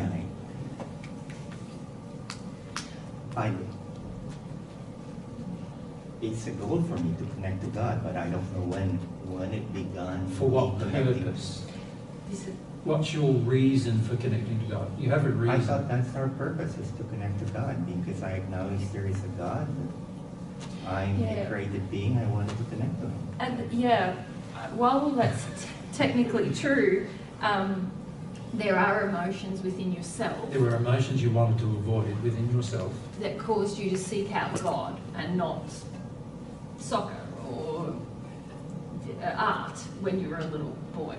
So I think rather than answer the question now, because you know you're going to have to reflect about this. You know, what do I want out of my relationship with God? Like we were suggesting earlier, I don't know if that's when Fernando was asleep, when we were talking about what are the things that I want God to give me in this relationship. It would help you to write a list without any judgment or thinking. That was when you were asleep. Is it? Yeah. Yeah.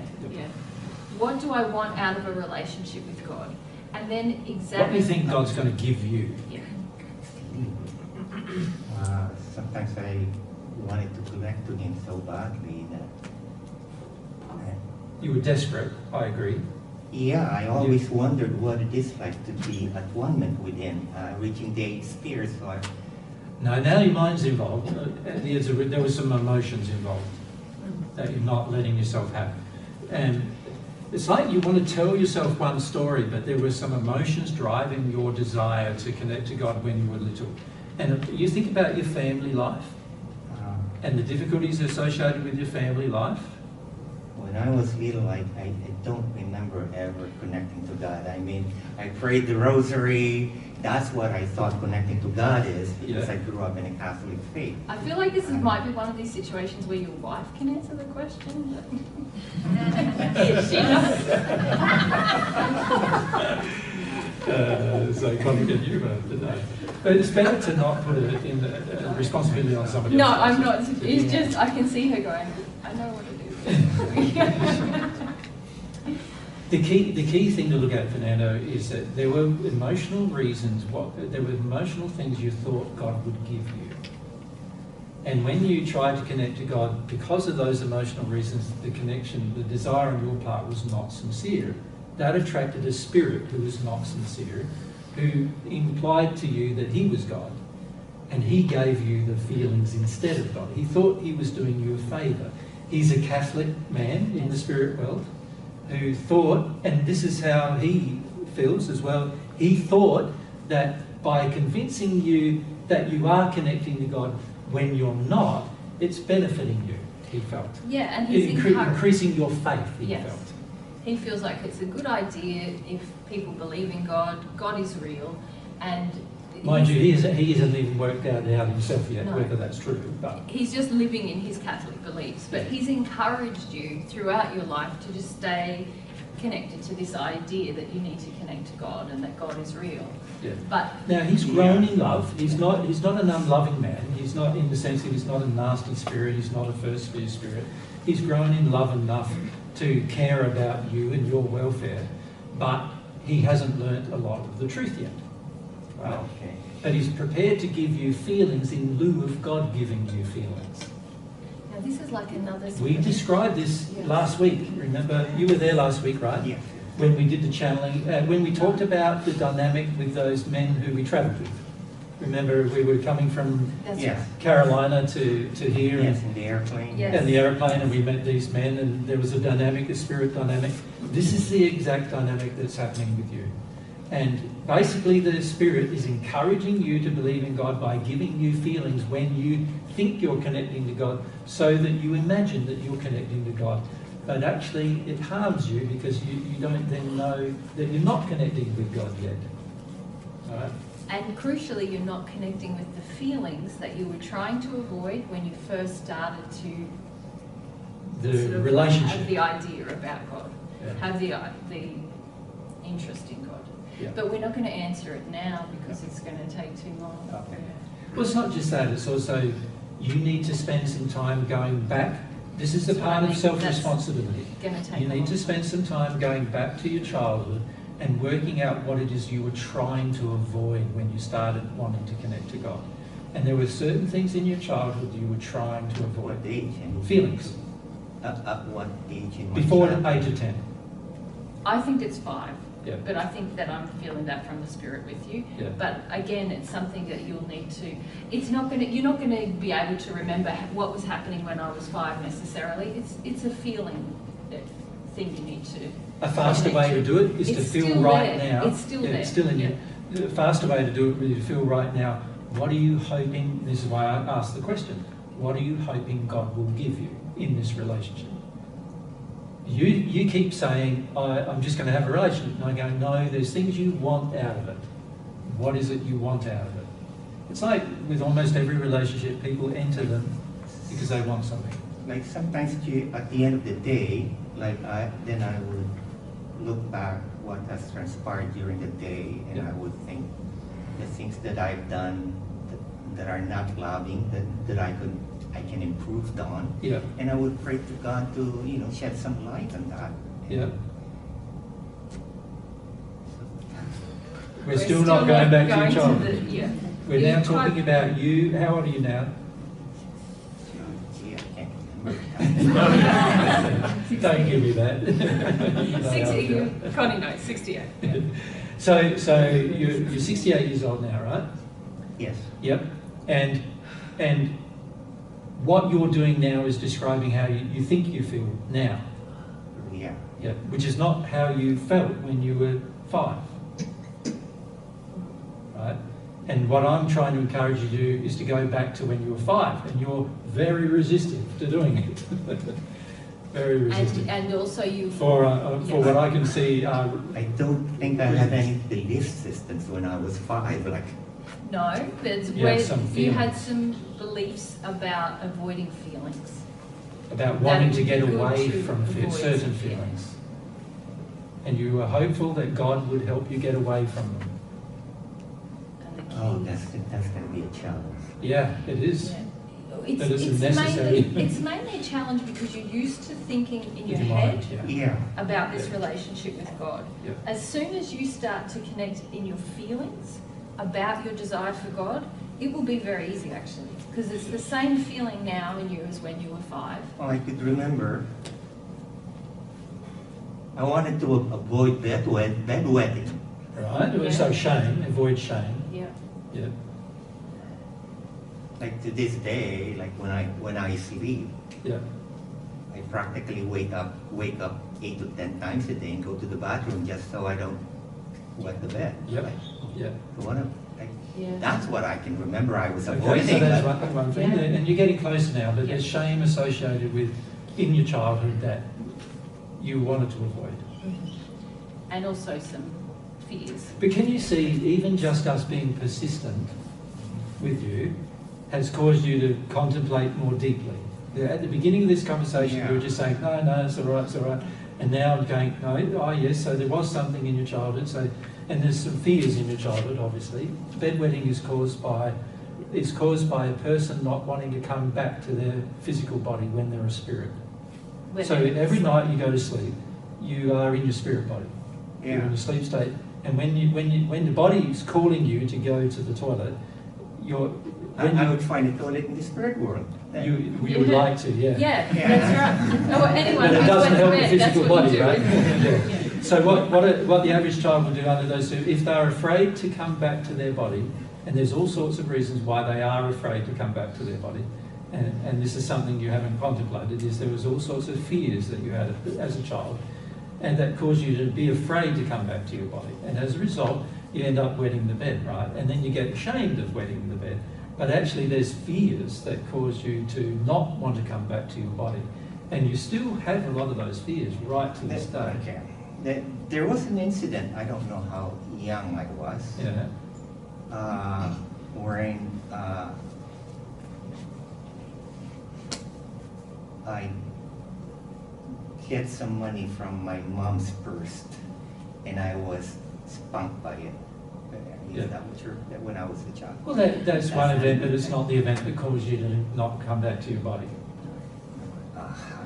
We will stop. We're going to stop because we'll be here all afternoon. I don't want to give you the answer, because if I give you the answer, you won't investigate, and I need you to investigate for yourself. And it's a part of your development. This is a part of you coming to understand. This is how you're going to grow, is by having the question. You're very worried about the question. You just want to get an answer. Yep. But you need to sit with the question and let it work on you. Yep. Become sensitive.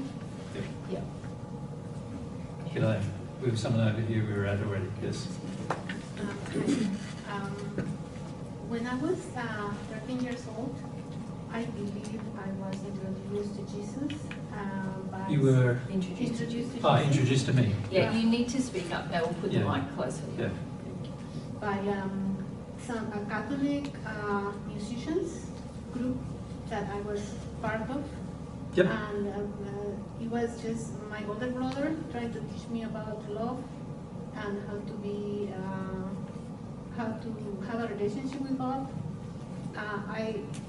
When I learned about Jesus this way, different than the teachings, the formal teachings of the Catholic Church, Yep. I believe this really it was Jesus. Yep.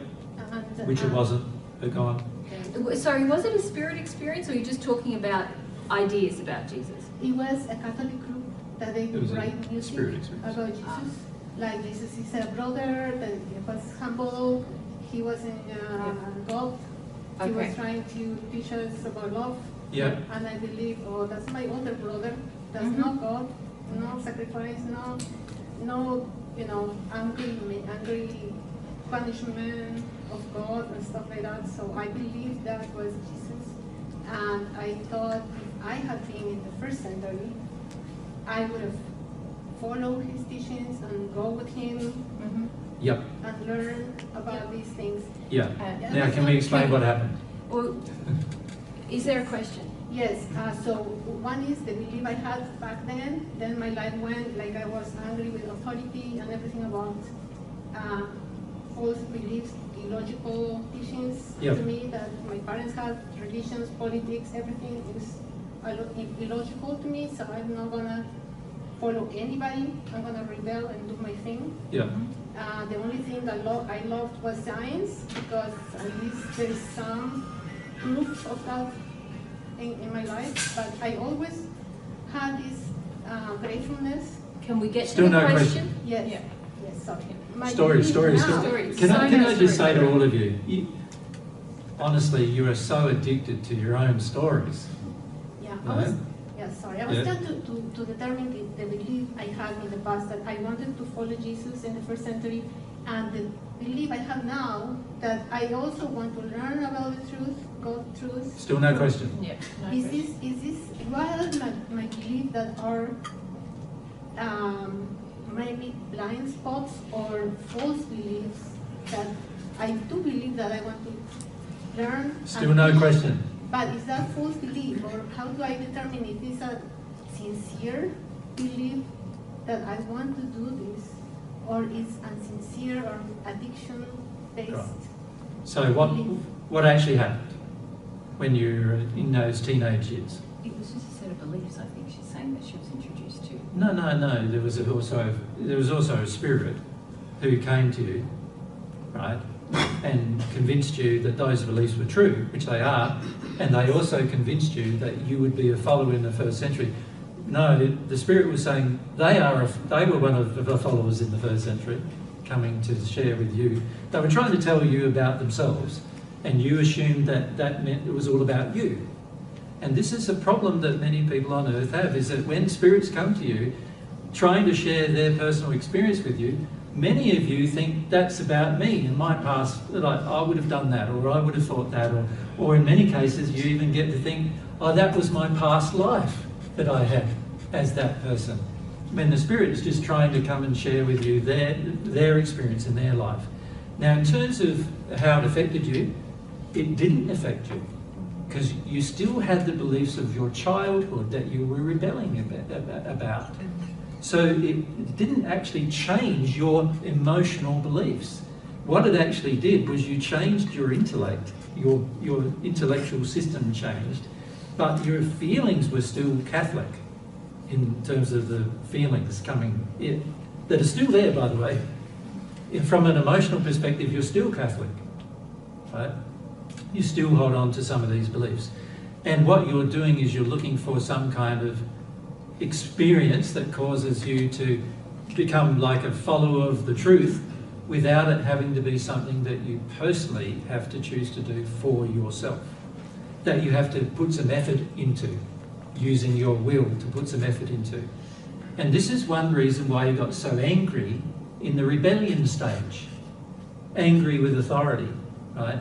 Because you get presented with an intellectual concept which is against the beliefs. You still don't want to feel the beliefs and how they were, go through the feelings of the beliefs. So you'd rather replace them, but the feelings are still there. So how do you suppress them? Well, how you suppress most feelings is by getting angry about them. That's a very effective way of suppressing some feelings. And that's why you got angry. But with all that being said, can you see it's still about you?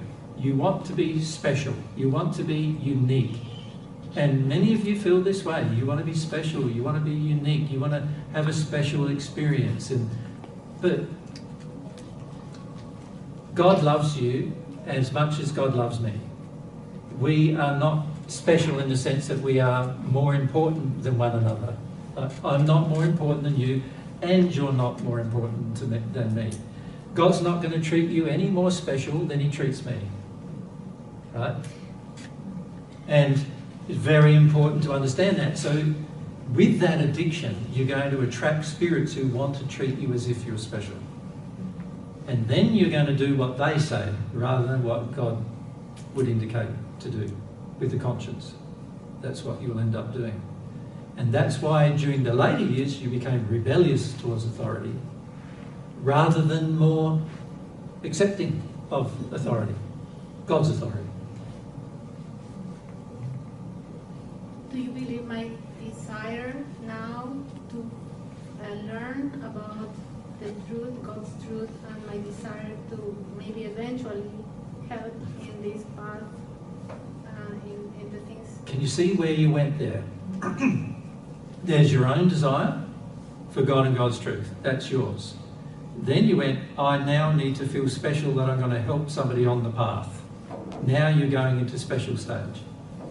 See, and while you have that special feeling, you're not actually going to have a relationship with God either. Right? So my suggestion is you've got to deal with this feeling special thing that's trying to go on with all of these feelings. And you've got to deal with it in such a way that you realise that you're just the same as anybody else, but your desire can be leading you down a track. God is not predetermining to you that you're going to learn about God and then do some things. That's not how it works. If you learn the truth, your desire will build, and that desire may lead you to do things. But it's not God predetermining your desire. That's your responsibility to exercise your desire. So don't feel that like God is like going to give you some special role that will make you feel like you're special. You're far better off under those circumstances feeling like you're not special and having a cry about it than you are feeling the other feeling, because the other feeling is going to lead you down the track of potential spirit overcloaking, arrogance, and a number of other things that will end up being bad for you. Right? So in answer to your question, well, if you exercise a desire that's passionate to have a relationship with God, you will eventually have one. But it won't be predetermined by God. It'll be determined by your desire. Yeah. I thought I had a desire to at least learn from you guys the truth. I think you do, but your motive for that desire is eventually to feel special. And that's something you need to address. Does that make sense? Yes. I also feel there's like, if I can even learn myself, how can I even help others? And I feel like That's true. I'm almost hopeless sometimes because I don't know my blind spots. And maybe that's one of the reasons I wanted to ask. So it seems like one of my blind spots is this desire to be special. Yeah. And any other truth about my Cecilia, I think false desires? yeah, I think that Now we're getting very selfish. you've Are we? entered selfishness now. Now you're in selfishness. And this is what we find when we answer these personal questions in a group. Many of you are not thinking about other people in the group. You're just wanting an answer for you. And if you think earlier, Fernando, you were in the same place, wanting an answer for you. And every person wanting an answer for themselves. And the problem is, if you apply the principles, you already have your answers for yourself. But you also need to learn how to provide a principle and live by a principle without somebody else teaching you or telling you how to do it. You need to come to terms with that for yourself. You need to desire to learn that for yourself. And this is a problem we find with groups where a lot of people are more attracted to a smaller group because they want to ask personal questions. We don't want to answer them. And the reason why we don't want to answer them is because we're now not talking about principles. And the principles will save all of your life, not just one person's life, but everybody's. But as soon as we focus on an individual thing, well, your individual life is very much about you and very much about your experience and your passions and your desires, all of which are personal. And they're not the same as other people's experience. So Fernando's experience, I can feel the childhood, very different to your experience, childhood. And you're two individuals in that regard. You can apply the same principles to both situations and end up with fixing both things. But if I just speak to Fernando about no principles and just about his personal life, and then I speak to you about your personal life and your experiences, we're not discussing the principles anymore.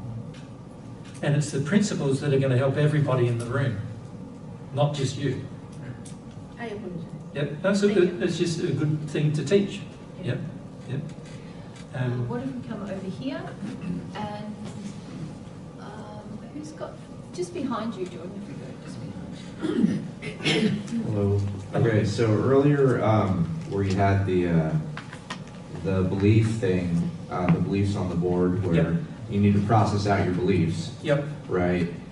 See, like I find a catch-22 with God. Like this is how I feel. Yep. Right. So, not happy with God. Yeah, angry with God. Yep. Yeah, angry with God. I feel like God, never gave me what I wanted. Basically, God never fulfilled my addictions. Right. Yeah. So angry with God about that. God's my dad, So angry at my your dad as well. Angry at my dad. Yeah, lots of issues with God. Yeah.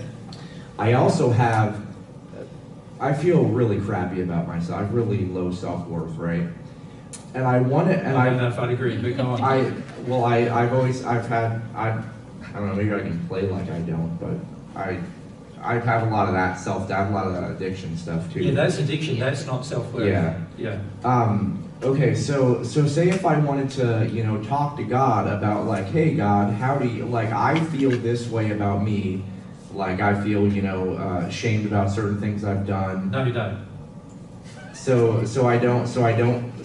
Okay, this is somewhat personal. What's the question? Yeah, what's the question? I was just curious if you have this anger with God and you need to pray about like, hey God, tell me how I'm supposed to feel about myself, like how you see me, what worth I have to you, and you're angry with God. How do you like? But you stop for a moment. You're saying to God, tell me how I'm supposed to feel. What does that sound like to you? That I don't know how I. And what does God want you to know about yourself? He wants you to know how you feel. He wants you to know how you feel, not how you're supposed to feel. He wants you to know how you actually feel about yourself. But like the good things. I mean, like the good things about. No, see, this is the problem. Okay. You don't want to feel all the things. You want just the good things. Okay. Not everything. I can. Like, you don't want to see the warts. You only want to see the nice smooth skin. Yeah, I understand. You don't want to see everything. You just want to see the bits you want to see. Now, God can't answer insincere prayers like that. They're insincere. So there's not going to be an answer. Have you had an answer? No. No. That's why. Because it's insincere. We need to learn how to, be honest with God first. So honest, it'd be more honest for you to go, I'm just bloody angry with you, God. I feel like I've tried that before. I mean, I reach a certain point of. But you're not examining why you're so angry. You're just living in your anger about it. Okay. Do you understand what I mean by that? Yeah, absolutely. So in other words, you want to be angry, you want to stay righteously angry with God. Why? What does that give you? What kind of things does that give you emotionally?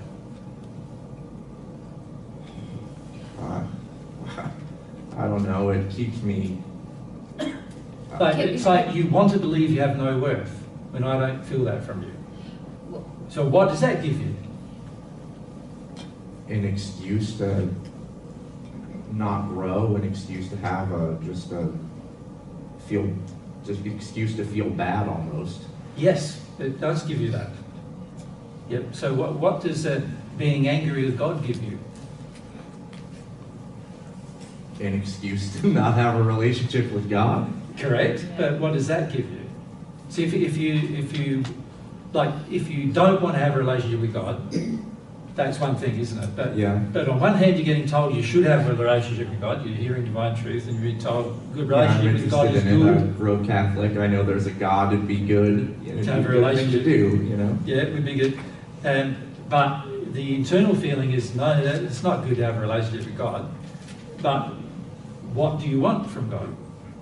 You like you said earlier, you wanted God to meet your addictions, and you wanted God to, and the reason why you're angry with God is because God it doesn't do it. Yeah, doesn't do it. Yeah, like 100% doesn't. Even now, when I'm like frustrated or something, and I feel like just an insincere addiction thing going like, God help me out here, and I'm just like, nah, it ain't gonna happen. Like I know what that was. So that's right. It's like naughty God, you haven't given me. But then from there it goes out like, is any spirit gonna help me out? Like I'll go to like wherever. And there will be spirits who come along. Yeah, I know, and some mean well and some do not.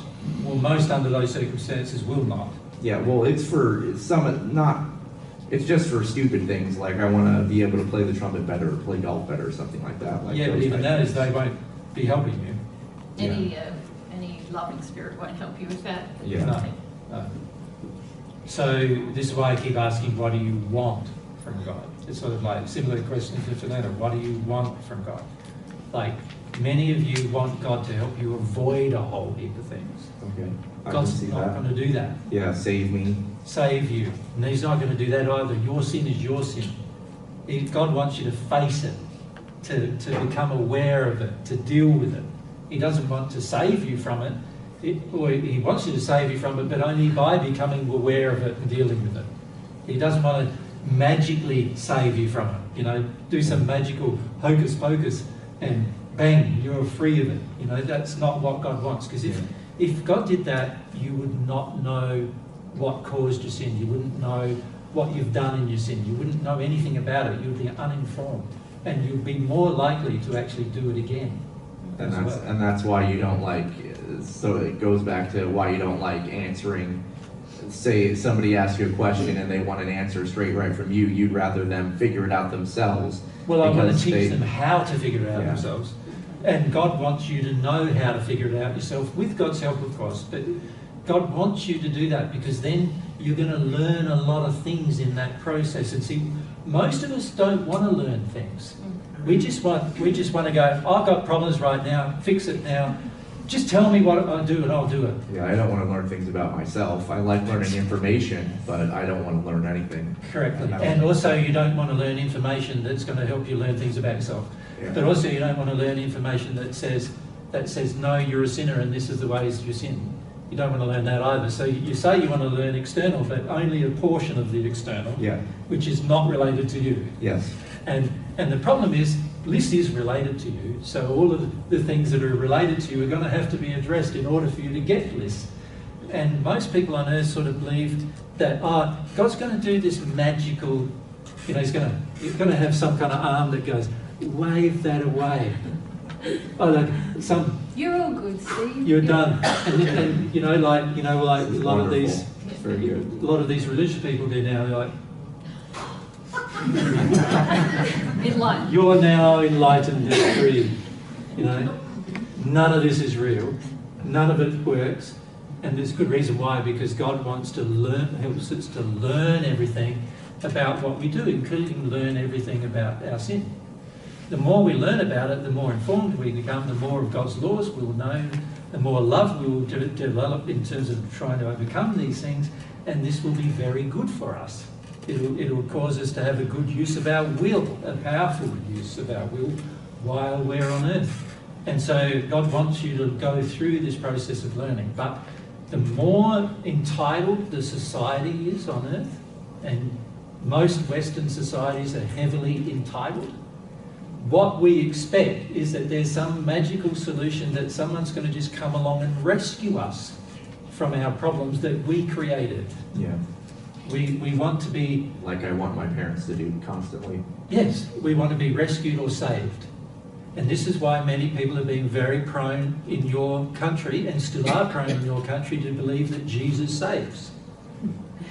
Because the more entitled the society, the more entitled they feel that God will come along and save them from whatever their problems are. But the sin that we have is ours. We created it. We manufactured it. God didn't have anything to do with it, and He expects us to deal with our own creations. That's what a self-responsible person does, deals with their own creations. And God deals with His, you deal with yours, is that way God feels. So if we want assistance from God to deal with our creations that are sins or even desires, God will help us. Okay. But He's going to make sure that we actually have that self-responsible feeling first. That was kind of my question. So, yeah. Okay, I understand that. So we need to develop a high degree of self-responsibility. Yeah. Yep. And this is something that in an entitled society we generally don't want to do. And the progress you've made in your relationship so far, because you just described some, yep, is that you are aware that you have demands on God. You are aware because you got angry with God and you're like, and now you're not doing it, now I want someone else to do it. That is progress in your relationship with God, because that entitlement that Jesus is talking about, that's your expression. You're aware that you have it. You're more aware. The average person has no idea they have it.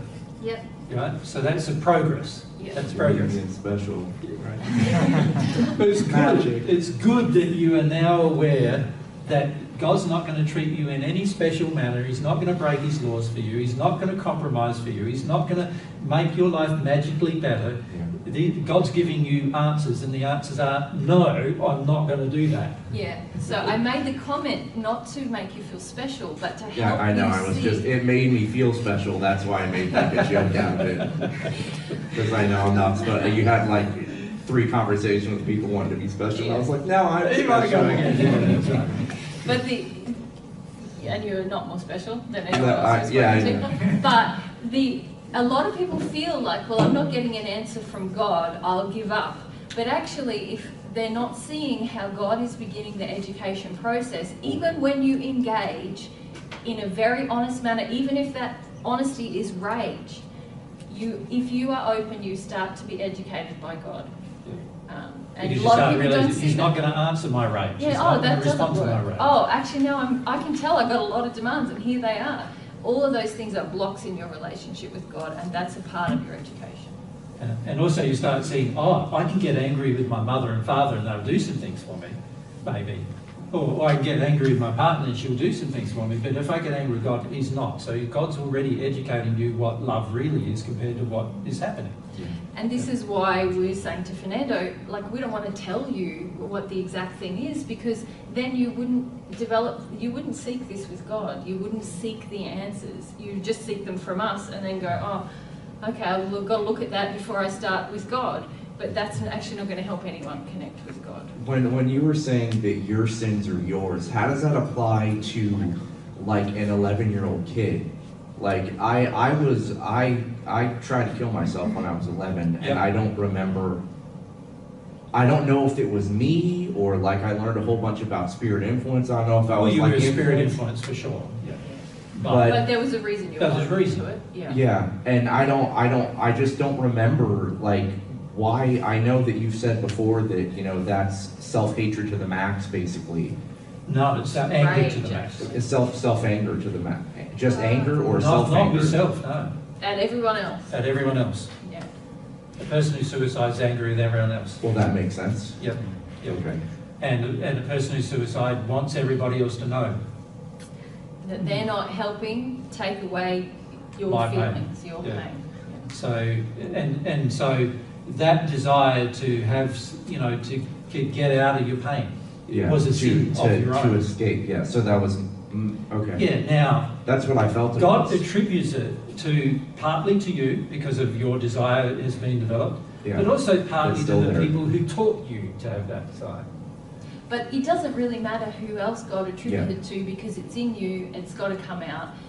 It's just the way. It's not like, when we talk about sin, it is literally where you've missed the mark of love and that belief system is residing inside of you. Yeah. It's not from a place of judgment or worth, or it's just, here's my sin, what am I going to do with it, you know? Yeah. So whether it entered you when you're 2 or 22 or 202, it's still... Or 2002, there were, you know, like the spirit we just spoke to, 3,000 years old, still committing sin. Yeah. And the key thing is releasing it from you. And just wanting to see my own sin. Yeah. And also, not just for your own sake, but also for the sake of others, because every sin you commit doesn't just harm you, but it harms everyone around you as well.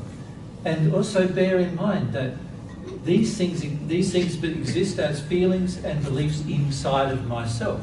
So unless I come to terms with them, nobody's else going to have to come to terms with them other than I. I must come to terms with them. Me, I'm the person that must take the action to come to terms with my own sin. Right? Now, I know that belief is challenging, and compared to some spirit coming along and tell you it's all magical, you can just take ayahuasca or something and have a big emotional experience and everything will be cleared from you, then many people will be attracted to that experience rather than the real thing that we're talking to you about. But it's not real. As they eventually work out, it's not real. And what we're trying to suggest to you is like, this is the simplest thing to do. It's the easiest thing to do. It's, you know, you just heard from a spirit who spent 3,000 years doing something else. Right? That's hard, to do the wrong thing for thousands of years and then be told 3,000 years down the track it's down the wrong direction. That's tough. She was very proud of her progress, though. She was, yeah. But now, not so much happy about it, not happy about it. And all I was trying to do is to encourage her to not engross herself in her own morass of bad feelings now, but rather just deal with the problems, right? And that's the thing to bear in mind. If you take a wrong road here on earth, If that wrong road remains with you to the end of your life on earth, then it's likely going to continue in your spirit life for quite some time to come. And in the end, when you do overcome that wrong road, you'll regret that you spent so much time in pain and suffering rather than just a short time in pain and suffering. God's way is the most economical way to deal with your pain. God's way. Every other way that humans come up with are the least economical ways to deal with your pain. And when I say economical, I mean if you follow God's way, it'll be the shortest amount of time and it will be over. If you follow any other way, it'll be a longer time than that. And oftentimes not just a longer time, but like tens, hundreds of times longer than that. Hundreds of times longer before you reach a state where you're actually happy. You know? Now, you're in a state of rebellion at the moment. Right? This is a good place because it's better than denial. Yep. You understand what I mean by that? It's better than you being in complete denial going, nothing's wrong with me. It's all good, I've got a relationship with God. Yeah, so it's better than that. But staying in anger, you can stay there a long time. I've been there for since I saw you. Yeah. Like 15 years. So yeah. You can stay there for hundreds of years. Yeah. I've known spirits who've stayed there for more than 2,000 years. Mary's own mum and dad in the first century had been in that state for 2,000 years. Right? So you can stay in a state of anger if that's what you want to do, but it's to your own detriment. Right? And this is something that at some point in time, all of us need to come to terms with. That quite often we choose to do things that are to our own detriment, only to find that it was all a waste of time. Not only a waste of time, but it's actually caused ourselves and others more pain and suffering than it needed to. And when I say needed to, if you do God's way, it'll be the shortest pain and suffering for you and everyone around you. Right? Anything more is unneeded. It's like, why would you want to do anything more than that, the shortest amount of time? But see, on earth, to us, like having to feel pain for like 5 years, most people on earth would feel that's unbearable. Having to feel pain for 15 minutes, most people on earth in entitled countries feel is unbearable. Yeah, some people think I must be in the second sphere now because I sobbed for 3 hours. I just had a cry for 15 minutes, you know, it was wonderful. I worked through that. It was very painful. It's how people feel. You know, that's because there's no tolerance for development. It's actually development. Like what you're describing is development. Going to God with your rage, being honest, that's better than most people who are just completely in denial of the fact that they have any expectation of God. Most people who come from a New Age background and any other religious background generally are in what I'd call La La Land. Is that LA land or? Or is that? But it's like, well, I think that's what the movie was. Was that La La Land? Like, just a make-believe, like kind of. Make believe. It's make believe, and most people's facades won't even let them acknowledge that they've got expectations or anger with God, and yet most people do. And until they're willing to acknowledge that, they can't actually get any further than complete disconnection from God. Yeah, I was just worried that, you know, like that, the way I said it was a catch-22 because like I have these things, but I also desire help. So it's like, what do you do? Well, you're gonna have to be more sincere with how you desire that help. Yeah. See, at the moment, you desire help to get rescued. Yeah. Now, it's one thing to desire help so that you deal with things, isn't it, and go through things. It's another thing to desire help just so that you can get rescued. Yeah. So you're going to have to be more sincere about how you desire help. Okay. Make sense? The thing driving the rage is the desire to be rescued. That's so right. deal with that and... Oh, that's okay. Yeah. It's a desire to have someone come to your rescue. To Some take it all magical away. solution. Yeah. Take it all away. I liked your... Free of it, you know. Yeah. It's good.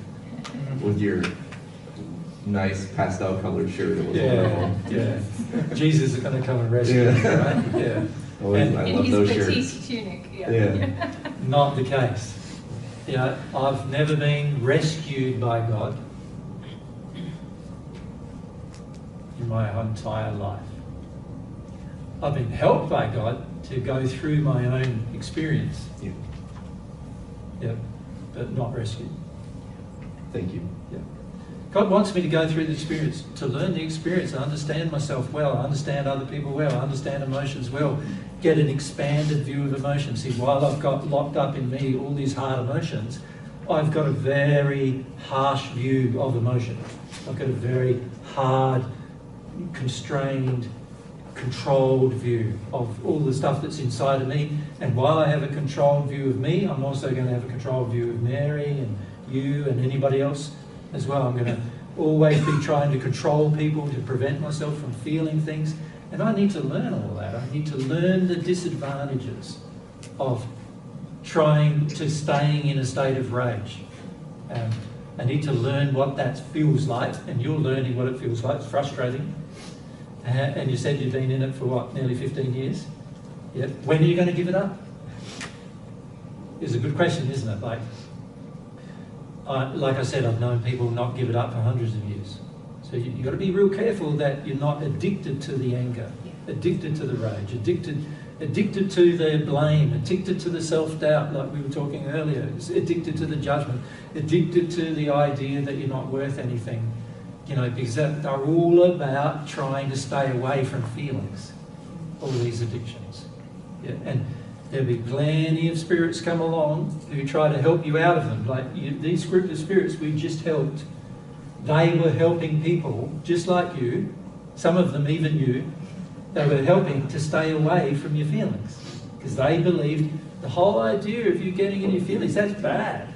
That's bad. There's no peace in that. There's no peace and quiet in that. There's no internal feeling of calm in that. So they taught and are teaching and have been teaching for a long time, 3,000 years, that that's the way forward.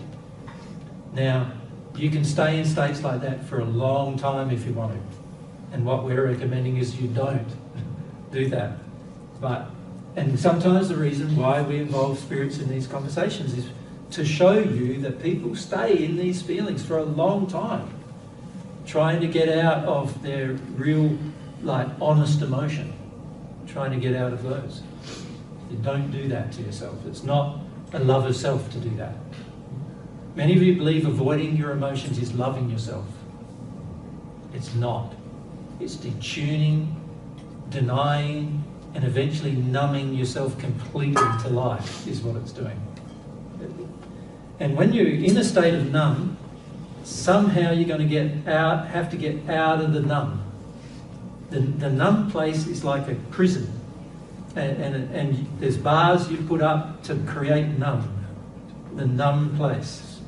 To get out of it, it's going to require some effort. You're going to have to break down these bars. They're yours. They're your beliefs. You break down the bars, you'll be freed from those beliefs, and therefore freed from the numb state, from the detuned state. You know, don't you, that the more and more that you have to meet an addiction, the more numb you come to the results of the addiction. Everybody generally knows that. The more they try, the more alcohol you drink, if you're an alcoholic, the more alcohol you need to drink to have any effect. Now, I much mentioned my grandfather with a group.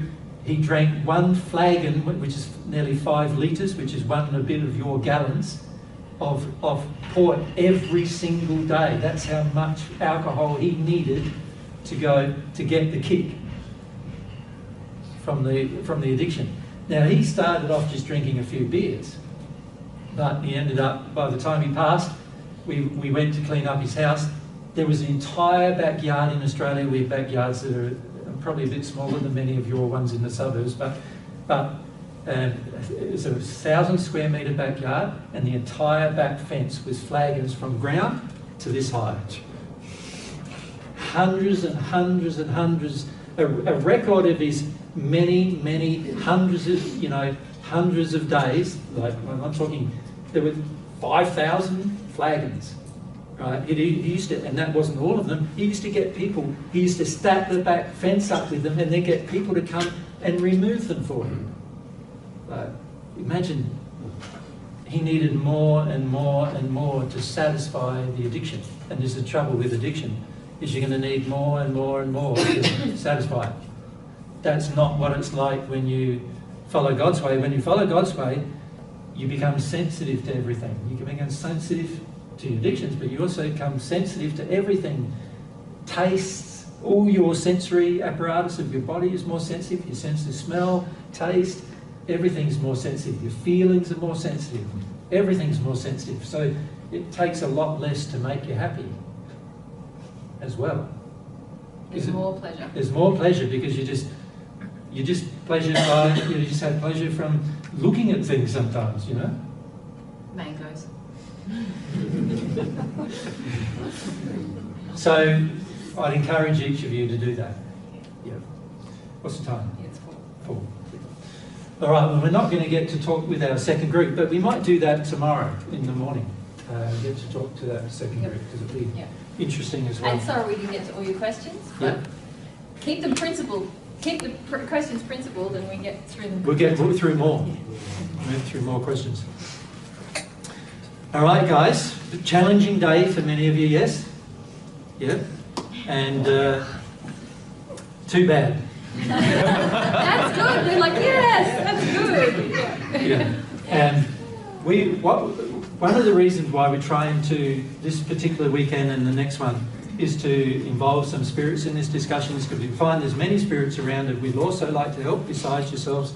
And also in the process, you get to learn things about yourself when we have those interactions. So that's the reason why we'd like to continue that. Okay, so good luck tonight, getting all suppressed and shut down with those spirits. Come along tomorrow, all suppressed and shut down like you did today. No, I'm not recommending that. Open yourself up to what's around you and let yourself feel the influences upon you. Each day you do that, you'll find the next day will be better when you're here.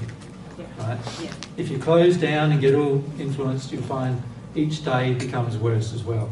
If you feel pressured, then feel pressure, you know, rather than close down. A lot of us feel pressured by spirits, and then we either do what the spirits want or we just shut ourselves off to try to cope with the feeling, try to manage the feeling, let's say. You can just cry about feeling bossed around or feeling suppressed, you know. It seems magic because it works so well, but it's actually a really logical thing to do. Yeah. So we'd like to encourage you to do that. Tomorrow we'll begin again at 11. We will probably only be here from about 10 tomorrow. We were here a lot earlier today because we had to set up, but we're going to leave everything set up today. So we'll be here about 10 in the morning. So we look forward to seeing you then. Thanks, everyone.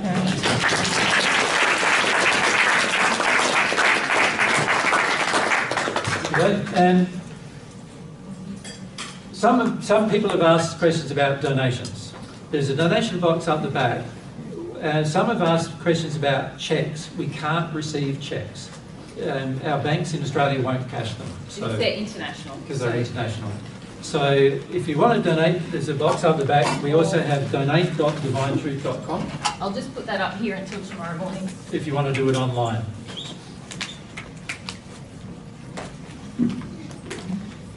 And there's various methods. And on there you'll find credit card, transfer wires, bank transfers from the bank account to we've got US bank account, things like that. Have a look on there and it shows how to do that. Thank you for your donations. Guys, thank you for your donations too. Thanks guys.